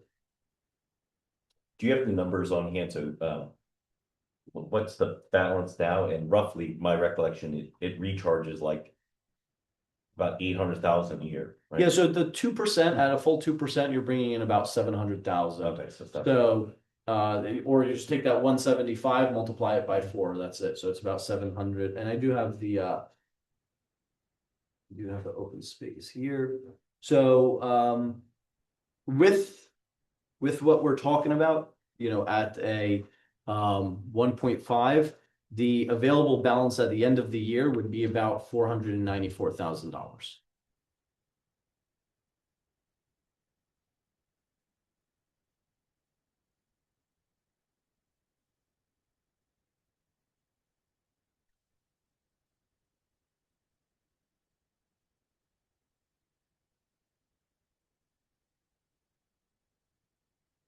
How have miscellaneous fees been doing? Because I know we can't factor that into the revenue, but I'm just curious, because I know construction fees were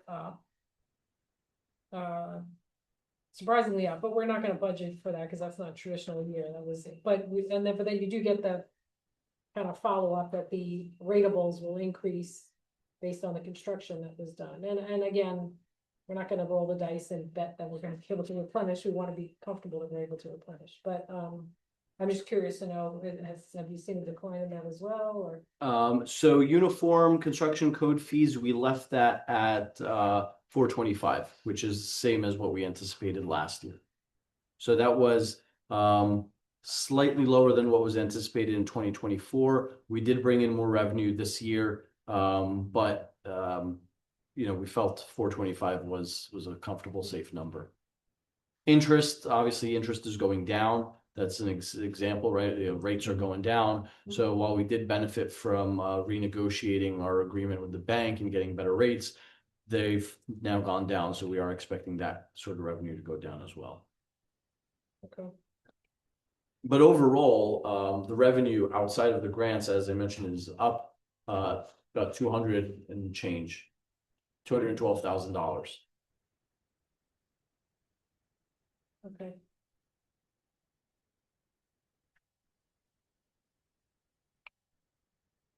And again, sort of the equation is if we were to up that, right, that's less for future years, that potentially for future years. Or if we don't make those numbers, then again, it would have an impact on future years too. Okie dokie.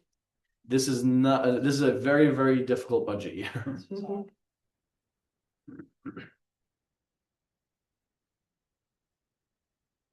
Any other questions?